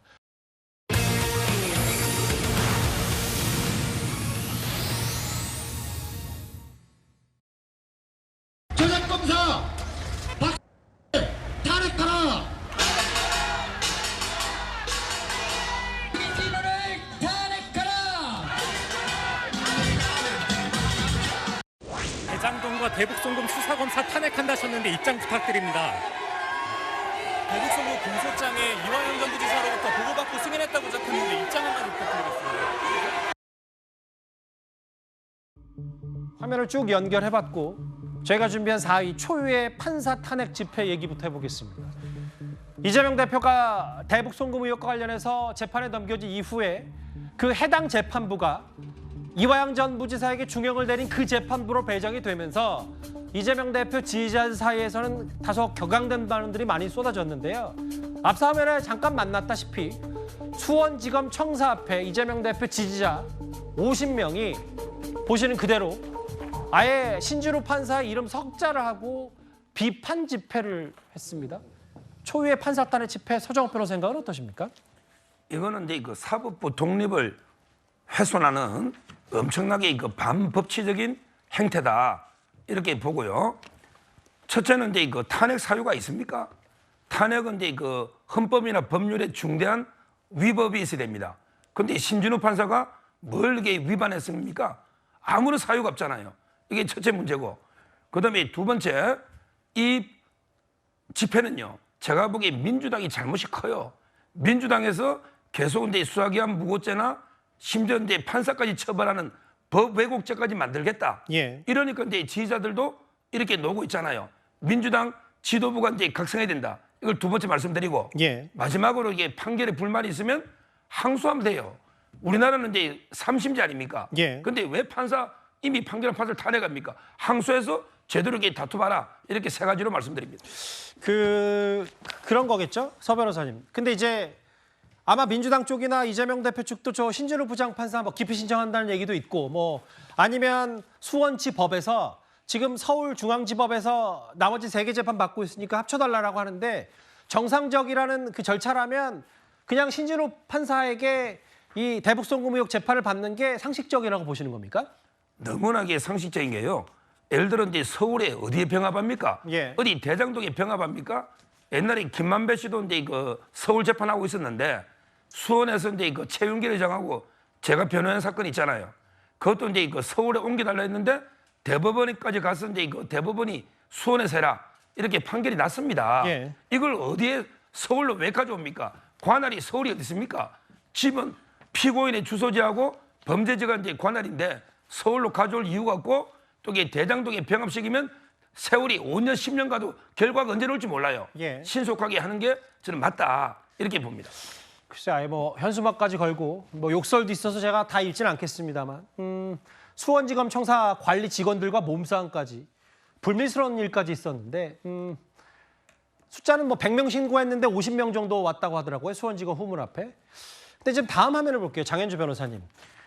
물론 지지자들로서 이게 마치 이재명 대표의 사법 리스크가 재점화되고 위기가 온다면 기본적으로 좋지 않은 감정을 가질 수 있는데, 이제 문제는 이렇게 되면 친변 보호를 할 수밖에 없는 방안, 뭐 당연히 고려할 수밖에 없는 거 아닌지 모르겠어요. 그렇죠. 이제 그런 부분들을 아마 수원지법에서 내부적으로 검토를 하지 않을까라는 생각은 드는데요. 아무래도 이제 이화영 전 부지사의 유죄 판결 이후에 당연히 판결은 존중해야겠지만 이 판결문 자체가 좀 아쉽다라는 평가가 또 민주당 내부에서 나왔던 것도 사실입니다. 특히 김성태 전 회장의 진술의 신빙성은 대체로 믿어주면서 이화영 전 부지사의 진술에 대해서는 사실상 배척된 게 아니냐라는 부분 때문에 아쉬운 부분이 많이 남고 그런 부분들은 당연히 이제 항소심을 통해 다퉈질 거라고 예상은 되는데요. 예. 그렇기 때문에 이제 지지자분들께서는 아마 그런 아쉬움의 토로로 좀 일부 지지자들이 좀 저런 이제 행동으로 나타나는 것으로 보이기는 하는데 문제는 이제 뭐 검찰청 앞이나 법원 앞에서 직접 판사를 겨냥한 저런 집회를 하는 것 자체가 이제 앞으로 이 판사님이 또다시 이재명 대표의 재판을 맡게 되어 있는 지금 그런 상황이기 때문에 이재명 대표의 재판에도 크게 좋은 영향이 미치지 않을 수 있다라는 우려도 일각에서 나오거든요. 예. 그렇기 때문에 제 생각에는 이재명 대표가 이제 기소된 지가 얼마 되지 않았고 이제 곧 재판이 정식적으로 열리게 되고 재판 절차가 진행이 될 텐데 재판 절차가 진행이 된다라고 한다면 재판 내에서 이재명 대표 측도 이제 방어를 할 것이고 또 검찰 측에서도 증거를 제시하게 될 테니까요. 그 재판 내에서 이제는 그 목소리들이 하나로 모아지지 않을까라는 생각합니다. 근데 이제 판사의 판단이 문제 있다는 취지의 얘기를 지지자뿐만 아니라 민주당 의원들도 최근에 했었고, 근데 기억하시잖아요. 이재명 대표의 구속영장을 기각했던 작년 9월에 유창훈 부장판사에 대해서 그렇게 극찬했던 지지자들과 민주당 의원들인데 일단 초유의 판사단의 집회 부적절하다는 의견들이 많습니다. 그런데 이재명 대표 지지자들뿐만이 아니고요. 민주당은 어제 어떤 기자회견을 열었냐면 김성태 전 회장의 과거 범죄 이력을 공개하는 그 회견을 열었습니다. 그러면서 김성태 전 회장과 김건희 여사를 이렇게 비유했습니다. 김성태는 전주 나이트팟 전주로 조폭의 뒷일을 챙겼던 건달 출신이라고 합니다. 상경하여 불법 도박장 운영, 불법 사채업 운영, 불법 대부업체로 돈을 굴리다 경영난에 시달리던 쌍방울 인수권을 차지해 그룹 회장이 된 건달 세계의 입지적 인물로 불려집니다. 기업인의 탈을 쓴 범법자입니다. 김성태의 스토리를 종합해보면 김건희 여사와 닮은 점을 쉽게 찾을 수 있습니다. 주가 조작 혐의에 연루됐다는 점, 검사를 가깝게 두려워한 점, 검찰의 봐주기 기소 수사 의혹의 정점에 있다는 점 등입니다. 민영배 의원 표현은 김성태 전 회장과 김건희 여사가 닮은 꼴이라는데 뭐 본인의 주장이니까 그렇다고 하더라도 김성태 전 회장이 마치 과거 조폭 출신이었고 질이 안 좋았다는 취지로 얘기하면서 계속 그 판결, 1심 사법부 이화영 전 부의 중형을 비판하는데 이게 적절한지 잘 모르겠거든요. 그러니까 이게 아무래도 그 검찰 수사 과정에서 김성태 전 쌍방울 회장의 진술이 바뀌었다. 이 부분에 좀 주목을 하는 것이고요. 또 한편으로는 김성태 전 쌍방울 회장이 그동안 부를 축적해온 방식 자체가 굉장히 불법성이 짙었다. 이 부분을 지적을 하는 거잖아요. 이게 왜 중요하냐면 이 이화영 전 부지사의 재판 과정에서 민주당이 계속 이야기했던 것은 이 쌍방울이 경기도 때문에 대북에 송금을 한 것이 아니라 이제 쌍방울의 주가 조작을 위해서, 그러니까 대북 사업을 따내서 주가 조작을 해서 그것을 통해 사익을 추구하려고 했기 때문이다. 이런 여러 가지 뭐 보고서의 내용이라던가 국정원 문건 이런 얘기들을 했지 않습니까? 그러니까 그 부분을 강조하는 차원에서 일맥상통하는 내용이라고 봐주시면 될 것 같고요. 김성태 전 쌍방울 회장의 과거 이력을 이야기한다라는 것은 결국에 뭐 1심 판결에 대한 비판도 있겠지만 한편으로는 이 검찰의 수사 과정에서의 여러 가지 문제점, 그리고 더 나아가서는 김성태 전 쌍방울 회장의 진술이 번복됐음에도 이 사람의 진술 자체가 너무나 신빙성 있게 다뤄진 것 자체가 좀 불만스러운 입장이기 때문에 강조하려다 보니 이런 이야기까지 하게 된 것 같습니다. 글쎄요, 뭐 김건희 여사 관련된 여러 가지 뭐 의혹을 제기하는 수는 있는데 뭐 야당으로서 근데 이제 마치 이 비판에 대한 좀 전사적입니다. 민주당이 이재명 대표의 사법 리스크에 대해서. 사법 리스크 말고도 사실 이재명 대표에 대한 호칭, 민주당의 아버지는 이재명이다라는 표현을 두고도 뭐 밖에서뿐만 아니라 당내에서도 여러 뒷말들이 계속 나오고 있는데 뭐 이 정도로 저희가 어제 정도면 끝날 줄 알았는데 같은 당의 전현희 의원이 한마디를 더 보탰습니다. 일단 목소리 듣고 올까요? 저를 최고위원으로 임명해 주신 이재명 대표님께 깊은 감사를 드립니다. 더불어민주당의 아버지는 이재명 대표님이십니다. 집안의 큰 어른으로서 이재명 대표님께서는 총선 직후부터 영남민주당의 발전과 전진에 계속 관심을 가져주셨습니다. 환영합니다. 그 정부 여당 또 그 검찰의 그런 탄압을 받으면서 또 이번 총선에서 압도적인 승리를 이끌었잖아요. 네. 현재로서는 가장 유일의 구심점이기 때문에 그에 대한 믿음의 또 다른 표현이지 않을까. 개인적인 감정과 생각을 표현하신 것 같고요. 네. 항상 과유불급이라고. 아마 본인이 대표한테 미안할 거예요, 지금은. 대표가 좀 주의를 주셨다 그러더라고요. 이재명 대표가 너무 과했다고 주의를 줬다고 하는데 이게 어제는 이 해당 강민구 최고위원이 이거 논란되니까 뭐 핸델 음악 얘기도 했고 실제로 영남 양반의 예법이라는 표현 썼다가 또 다시 논란이 확대 재생산된 측면도 있었는데 그 윤석 대변인 믿음의 또 다른 표현이라는 전 의원의 말은 어떻게 받아들이시겠어요? 그럼 이게 종교 영역까지 가는 거예요. 저희가 혈연 관계가 엮이지 않은 분에게 아버지라는 표현을 쓸 때는 종교 또는 뭐 건국의 아버지 이런 형식으로 쓰는 거 아니겠습니까? 그런데 지금 전현희 의원이 박주민 의원 아까 발언은 제가 좀 높이 평가합니다. 민주당의 엄혹한 분위기에서 저렇게 옳은 말씀을 하셨는데 이렇게까지 이 사안에 대해서 자꾸 방어하기만 하려고 하는 모습은 그 중진 정치인으로서 대단히 부적절하다고 봐요. 제가 놀란 것은 저 발언이 나온 저 현장에서 물론 분위기상 좀 그러기는 어려웠을 수는 있겠지만은 바로 거기서 제지를 한다든지 뭔가 주변에서 말렸어야 됩니다. 이 대표 본인 스스로가 좀 너무 과했네라는 표현은 한마디 덧붙였어야 된다? 그렇죠. 아니면 그 옆에서 누구라도 얘기를 했어야죠. 저건 누가 봐도 이상한 장면이고 여기가 어딘가 하는 생각을 다 할 수밖에 없는 장면인데 아무도 그런 제지를 하지 않았고 저분은 그 다음 날 엄청나게 이상한 표현을 또 쓰면서 영남 남인의 예법이라는 얘기까지 쓰면서 본인의 주장을 또 정당화하지 않았습니까? 그 민주당 분위기가 굉장히 딱딱하다, 획일적이다. 알고는 있었는데 저 정도일 줄은 정말 몰랐고 그렇기 때문에 앞으로 있을 전당대회에서 이재명 대표 외에 당대표 도전할 만한 사람이 없다. 그런 걱정을 하고 있다는 민주당 상황이 정말 맞구나 이런 판단을 하게 됩니다. 박성민, 장현주 두 민주당 분들에겐 안 물어볼게요. 왜냐하면 뭐 이 부분에 대해서 영남 남인, 영남 양반에 가장 가까우실 텐데 서정호 변호사 생각은 어떠세요? 저 예법 얘기는? 전 진짜 너무한 것 같아요. 영남의 남인의 대표적인 분이 그 태계 이황입니다. 그리고 이제 그 서해 유승용. 근데 그런 예법이 어디 있습니까? 제가 보기에 이거는 말도 안 되는 괴변인데 제가 보기에 사퇴 외에는 답이 없는 것 같아요. 최고위원 사퇴해야 된다고요? 또 한 발 더 또 항상 나아가시네요. 알겠습니다. 저희도 뭐 어제 그제 정도면 이 해당 논란과 구설이 일단락될 줄 알았는데 오늘까지도 이어진 얘기, 민주당 내부 얘기까지 만나봤습니다. 다음 주제 오늘 이 얘기로 가보겠습니다. 오늘 하나 재판부의 판단이 있었습니다.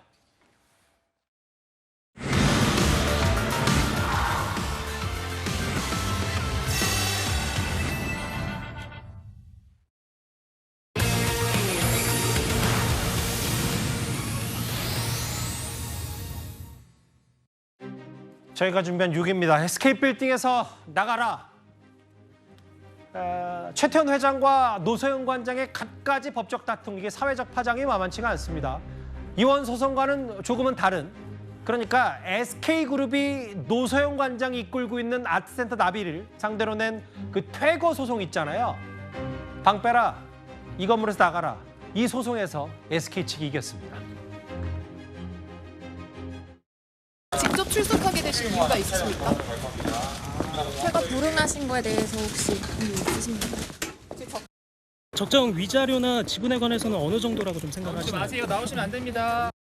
25년 전에 그 최 회장이 요청을 해서 미술관이 그 이전을 했던 것인데 이렇게 돼서 뭐 저희로서는 정말 해도 너무하구나 이런 생각이 들고요. 앞으로 뭐 항소 여부에 대해서는 더 생각을 해볼 예정이고 다만 하여튼 뭐 이렇게 더운 무더위에 어디로 갈 데가 정해지지 않은 상황이기 때문에 여러 가지 좀 고민이 필요할 것 같습니다. 이혼 소송 분할로 1조 3,800여 원을 현금으로 주라고 했던 게 바로 이혼 소송 재판부였는데 항소심 재판부. 다만 퇴거 소송에 대해서는 노소연 관장이 10억을 최태원 회장 측에 주고 나가야 된다. 이 선고도 파장이 있습니다.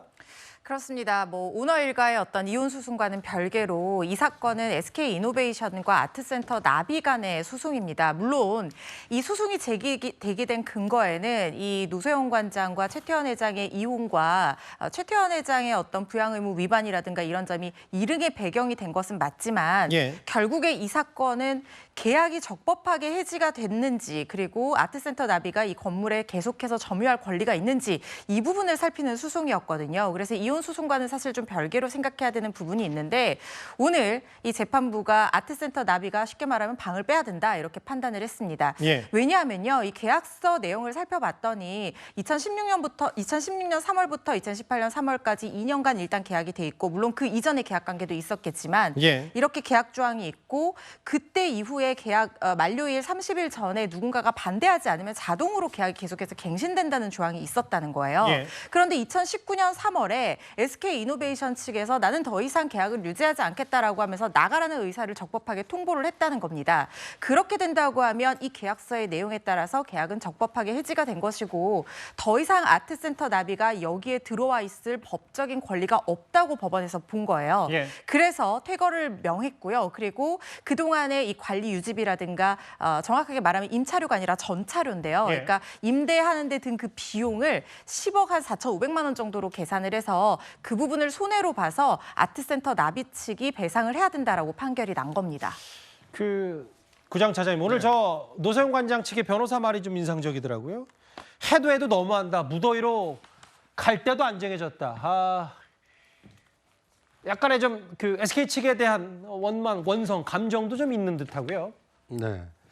사람이 미워지면 그 사람이 하는 일 그리고 그 사람이 소속된 단체까지 함께 미워지는 모양입니다.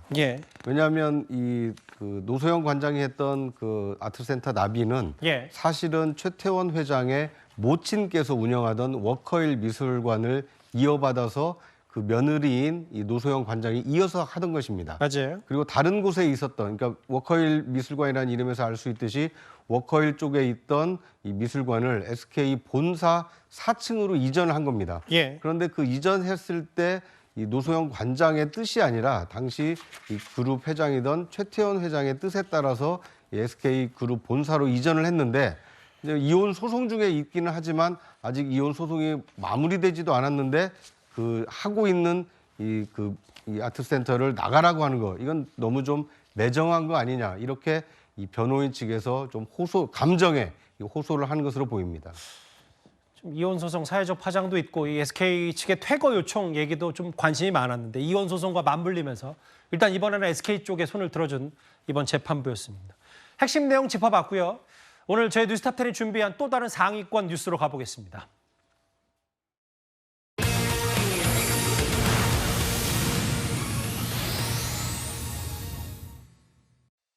저희가 준비한 3위입니다. 청문회 나왔지만 증인선서 거부. 오늘 민주당 단독으로 최상병 특검법 입법 청문회가 지금 국회에서 진행이 되고 있습니다.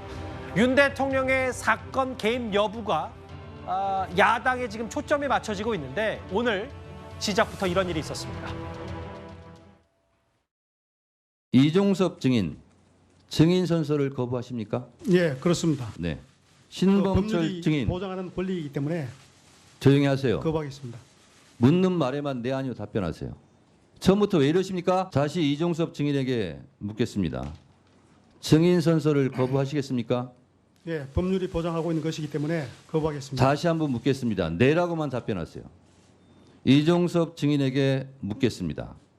증인 선서를 거부하시겠습니까? 네. 앞으로 그렇게 하세요. 신범철 증인에게도 묻습니다. 증인 선서를 거부하시겠습니까? 네. 임성근 증인에게도 다시 묻겠습니다. 증인 선서를 거부하시겠습니까? 네. 직함을 생략하고 이종섭, 신범철, 임성근 세 사람이 보신 그대로 증인 선서를 거부하면서 곧바로 이런 일이 벌어졌습니다. 이종섭, 신범철, 임성근 세 분 선서 거부한 것을 보고 정말 기가 막혀서 말이 안 나옵니다. 선서는 거부하되 증언은 하겠다? 뭐 하는 겁니까 지금? 박정훈 대령은 집단항명 수괴로 구속까지 당할 위기를 극복하면서도 그 탄압을 받으면서도 지금 위증해버를 각오하고 진실을 국민 앞에 최혜병의 영전 앞에 밝히겠다고 저렇게 앉아있는데 세 명이 뭘 질문할 줄 알고 지금 선서 자체를 안 하겠다는 겁니까? 당신들이 공직자 맞아요? 국민들에게 사실을 구해야 될 공직자 맞냐고요? 야당 단독으로 열렸던 그 국회 청문회. 저 구정 처장님. 네. 저 세 사람이 증인 선서를 거부한 이유는 그 이유가 뭡니까? 공수처 수사 중이기 때문이다. 그렇습니다.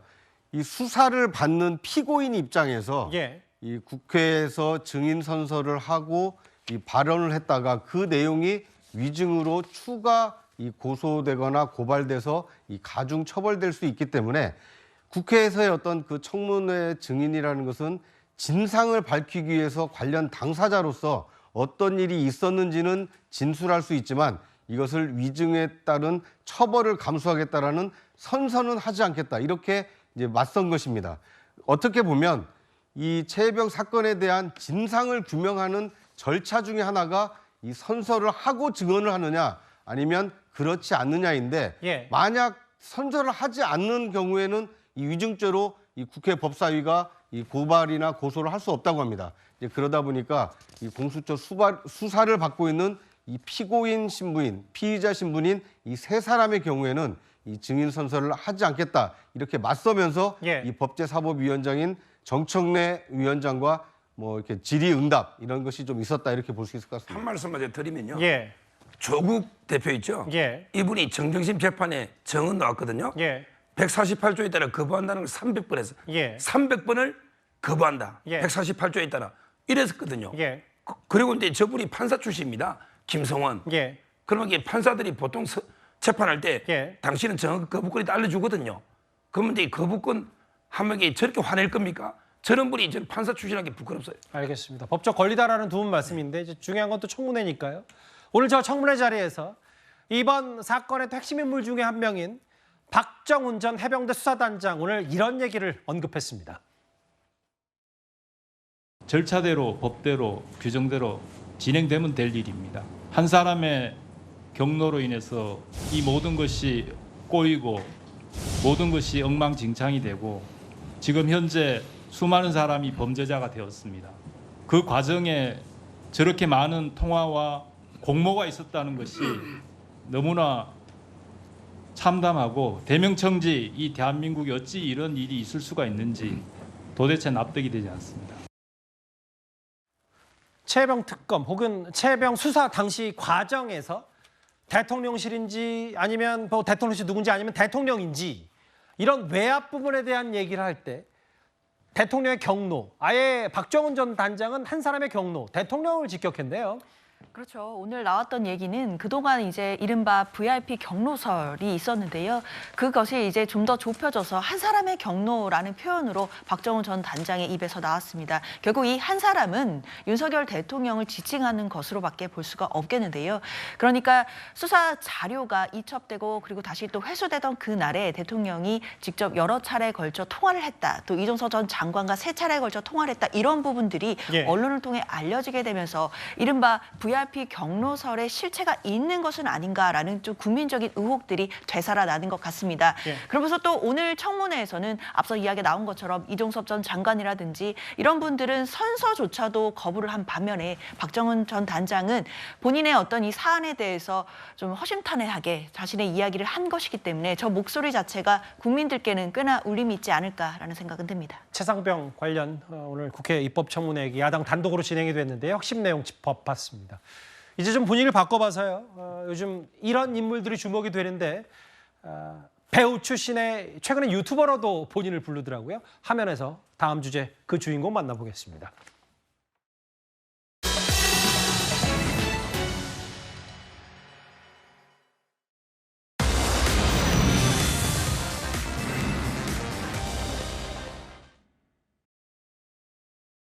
너 왜 더 예뻐졌어? 며칠 전보다? 그럴 리가요.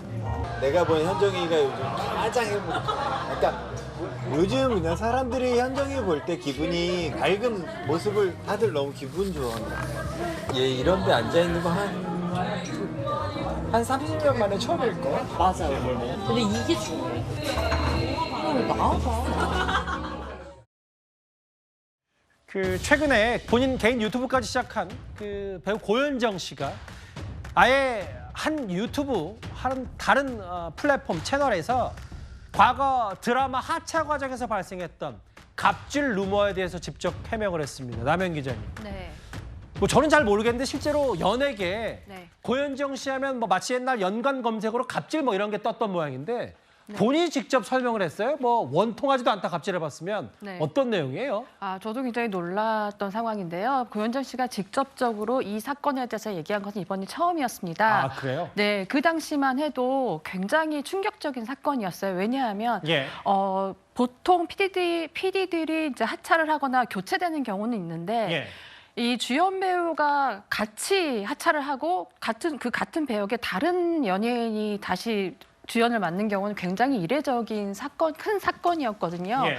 그리고 그 당시만 해도 고현정 씨가 직접적으로 막 사건을 얘기를 하지 않았었던 터라 굉장히 많은 그러니까 설로만 있었습니다. 뭐 폭행을 했다, 서로 사태가 너무 안 좋다라고 얘기했었고 당시에도 그 방송국에서도 사실 잡음이 있었다라고 인정을 했었기 고현정 때문에 씨와 제작진 사이에. 네. 예. 그리고 고현정 씨 같은 경우는 톱스타잖아요. 굉장히 그전까지만 해도 뭔가 약간 범접할 수 없는 지금의 현상과 다르게 약간 신비주의였기 때문에 고현정 씨가 그때의 사건을 지금 이렇게 꺼내는 건 사실 조금 이례적이었는데요. 고현정 예. 씨가 아무래도 친근한 행보로 지금 나서고 있잖아요. 예. 이 얘기만은 꼭 하고 싶었던 것 같아요. 왜냐하면 되게 사람들이 되게 크게 아는 것 같다, 조금 강하게 아는 것 같다서 좀 부담스러웠는데 요즘에 친근한 행보를 하는 것만큼 나는 사실 갑질을 하지 않았다라고 간접적으로 표현하는 것입니다. 그러니까 이제 당시 이제 갈등설에 대해서 드라마도 하차했고 갑질해봤으면 원통하지도 않다. 7년 만인데 또 한 명이 있어요. 그 배우 고진 씨도 최근에 한 유튜브 방송 출연해서 네. 한때 자기가 번인성 사건에 연루된 것처럼 루머가 해서 방송 뭐 드라마 뭐 이런 배역도 다 끊겼는데 그러면서 아예 승리 씨를 향해서 뭐 욕설도 하고 뭐 그 유튜브도 제가 직접 본 기억이 있거든요. 네.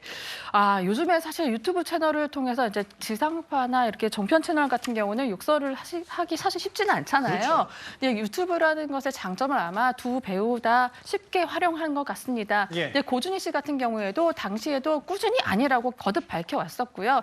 사실 아니라고 해도 설마 모르는 상황들이 발생하기 때문에 예. 다들 이 선상에 그 이름이 거론된 것만으로도 캐스팅은 사실 제작진 입장에서는 쉽지 않습니다. 예. 그래서 그동안에 이 이미지가 너무 사실 쌓여서 저 바로 보이는 지금 사진 한 장 때문인데요. 그러게요. 고준희 씨 같은 경우는 굉장히 억울해했고요. 그 당시에도 똑같이 토로를 했지만 이번처럼 이렇게 속 시원하게 다시 한번 얘기한 건요. 아무래도 이게 버닝썬 이미지가 본인한테 그러게요. 너무 크게 다가섰기 때문에 다시 한번 얘기를 한 것 같습니다. 예, 유튜브를 통해서 본인의 억울한 루머를 해명하는 스타들 얘기까지 만나봤습니다. 지금까지 들어온 여러분들의 목소리를 만나볼까요? 첫 번째 댓글입니다. 팝콘각. 흥미롭고 재밌고 관전자 입장에서는 꽤 재밌는 전당대회가 될 듯합니다. 이번 주 일요일에 그러게요. 국회 소통관 1시간 단위로 다 기자회견하는데 들썩이겠네요. 인재는 국민이 알아본다라는 표현도 쓰셨고요. 부부의 인연에서 방패라 소송전까지 롤러코스터 인생이다. 최태원, 노소영 두 사람의 얘기를 하신 것 같아요. 최태원 회장과 노소영 관장. 이 무더위에 조광지처에게 방패라면 안 돼요라고 하셨고요. 그 퇴고 소송 관련 얘기도 여전히 관심이 많으십니다. 댓글 5개 모두 감사드립니다. 그런데 어제 오늘 꽤 뜨거웠던 연예계 이슈도 있습니다. 바로 다음 주제입니다.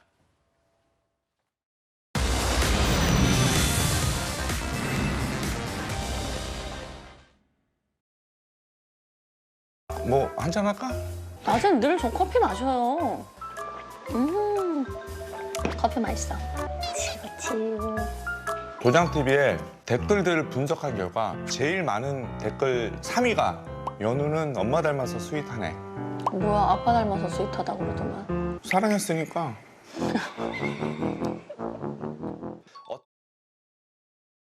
유튜브를 통해서도 꽤 부부관계도 과시하고 있는 이제 도경완, 장윤정 두 커플. 근데 이 장윤정 씨가요, 뭐 최근에 사실 서울 부천을 중심으로 고급 아파트들 유행처럼 이제 아파트들이 들어설 예정인데 그 가운데 120억 원대 펜트하우스를 구입했다는 기사가 나왔습니다. 남현 기자께서 저희 방송 전에 뉴스탑 방송 전에 직접 장윤정 씨와 통화를 하셨다 그랬는데 네. 뭐 기사 나온 다음에 장윤정 씨가 뭐라고 하던가요? 사실 장윤정 씨가 굉장히 저는 왜 전화를 했냐면요. 예. 사실 축하하는 의미로 했습니다. 왜냐하면 장윤정 씨 같은 경우에는 굉장히 힘들게 살아온 불우한 그 과거도 있고 예. 부모님과의 안 좋은 역사도 있었어요. 이거는 우리 전 국민 모두가 다 알잖아요. 그런데 뭐 되게 좋은 아파트에 간다고 하길래 사실 저 같은 경우에는 단순하게 이사 축하한다, 되게 좋다더라, 그리고 많은 톱스타들이 옆에서 한다던데 라는 그런 얘기를 했더니 예. 너무 수줍어하면서 지금 현재 살고 있다고 합니다. 실제로 지금 살고 있고요. 지금 살고 있는데 본인도 이렇게 많은 연예인들이 주변에 사는 것도 몰랐고 예. 이제 기사를 통해서 접했다라고 얘기를 하고요. 예. 왜 이곳을 했냐고 사실 물었습니다. 그랬더니 예. 어린 시절부터 사실 한강 조망권에 살아보는 게 꿈이었다고 해요. 네, 사실은 꿈을 이룬 거고요. 예. 굉장히 힘들게 일을 했고 그리고 지금 트로트 열풍이 다시 불었기 때문에 본인도 너무 신나게 무대를 즐기고 있는데요. 예.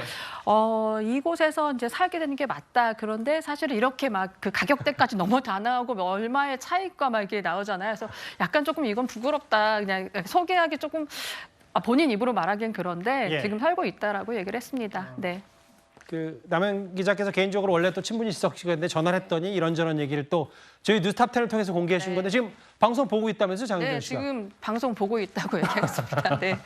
그래서 잘 부탁한다고, 왜냐하면 이게 굉장히 민감한 문제잖아요. 예. 예, 그래서 지금 뭐 좋은 보금자리에서 지금 살고 있습니다. 그럼요. 네. 뭐 장윤정 씨가 이제 본인이 정말 노래 열심히 하고 뭐 행사 많이 다니고 무대하면서 좋은 모습 보여줘서 이렇게 부를 축적해서 좋은 데서 하는 건 뭐 누가 뭐라 그랬습니까? 더 축하해 줄 일인데. 허재현 변호사님. 근데 현금으로 다 샀다면서요. 그러니까요. 부럽습니다. 보고 계신다고 하니까 진심을 담아서 부럽다고 말씀드리고 싶은데요. 장윤정 씨가 노래도 잘하시지만 재테크도 굉장히 잘하는 사람이라고 제가 알고 있어요. 제가 알기로는 여의도의 레지던스 펜트하우스 2026년에 완공이 되는데 이것도 50억 원대에 구매를 한 걸로 알고 있고, 장윤정 씨 부부가 2021년에 이름만 들으면 다 아는 한남동 고급주택을 50억에 매입을 했는데 이 시세 차익 70억을 보고는 지난 4월에 120억 원에 매각을 했습니다. 그리고 이번에 산 이 펜트하우스를 전액 현금으로 매입을 했다라고 하는데요. 예. 이 아파트, 이 펜트하우스 또 전액 현금으로 매입한 스타가 있습니다. BTS 제이홉 씨도 2020년에 분양을 받을 때 전액 현금으로 이 펜트하우스를 매입했다고 하고요. 예. 이 아파트, 이 유현준 교수가 디자인한 아주 고급 아파트로 알려져 있는데 배우 공유 씨, 김고은 씨, 수혜 씨, 한효주 씨 이웃 사촌들이라고 하거든요. 예. 그런데 요즘에 이 펜트하우스 굉장히 인기가 많습니다. 특히 연예인들은 보안이 정말 중요한데 펜트하우스 제일 위층에 위치하는 경우가 많으니까 뭐 조망도 좋지만 보안성이나 희소성이나 뭐 접근성 이런 것들에 있어서 선호되는 그런 세대라는 생각이 들고요. 예. 또 펜트하우스 지으면 고급 아파트라는 인식이 있어서 전체적인 아파트 가치가 올라가는 낙수 효과도 있다는 거예요. 예. 그래서 요즘에 건축 회사들이 이 펜트하우스를 짓는 것이 유행처럼 번지고 있다고 합니다. 허재현 변호사님 지금 갑자기 되게 부동산 전문가 같았어요. 네, 부러운 마음에 좀 조사를 알겠습니다. 했습니다. 장윤정 씨 뭐 최근에 여러 과거에 이런 일이 있었기 때문에 본인 스스로도 또 여러 또 조심스러운 부분도 있을 텐데 뭐 아까 남현 기자께서 장윤정 씨의 뭐 입장까지 잘 얘기를 해주셨습니다. 마지막 주제는 좀 화가 나는 일이기도 한데요. 바로 한번 만나볼까요?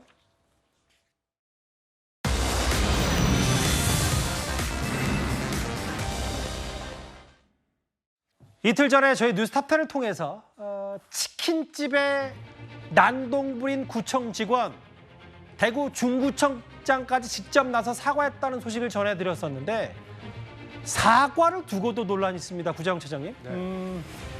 화면을 좀 바꿔볼 텐데. 탈장 사과의 진정성이 없다는 비판까지 나왔어요. 네. 그러니까 이제 당일날 왔던 분들이 다 이렇게 대구 중구청 공무원들이었던 모양입니다.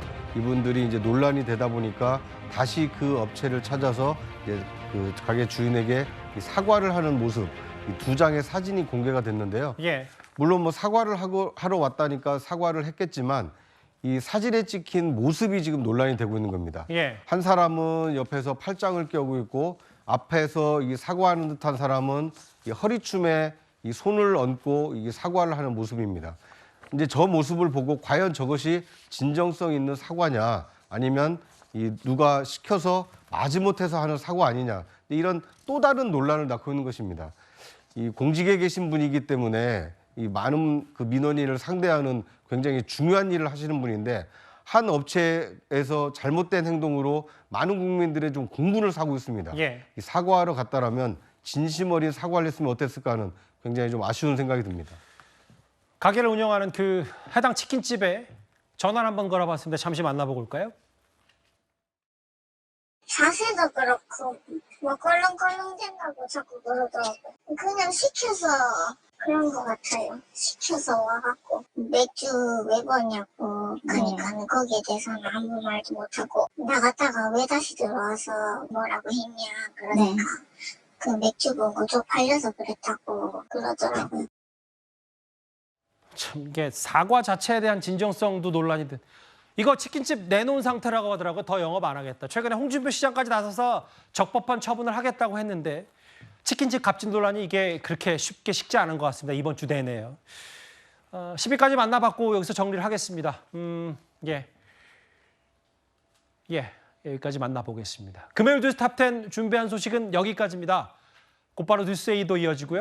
뉴스 탑10은 주말에도 계속되니까요. 많은 시청 바랍니다. 여러분 고맙습니다.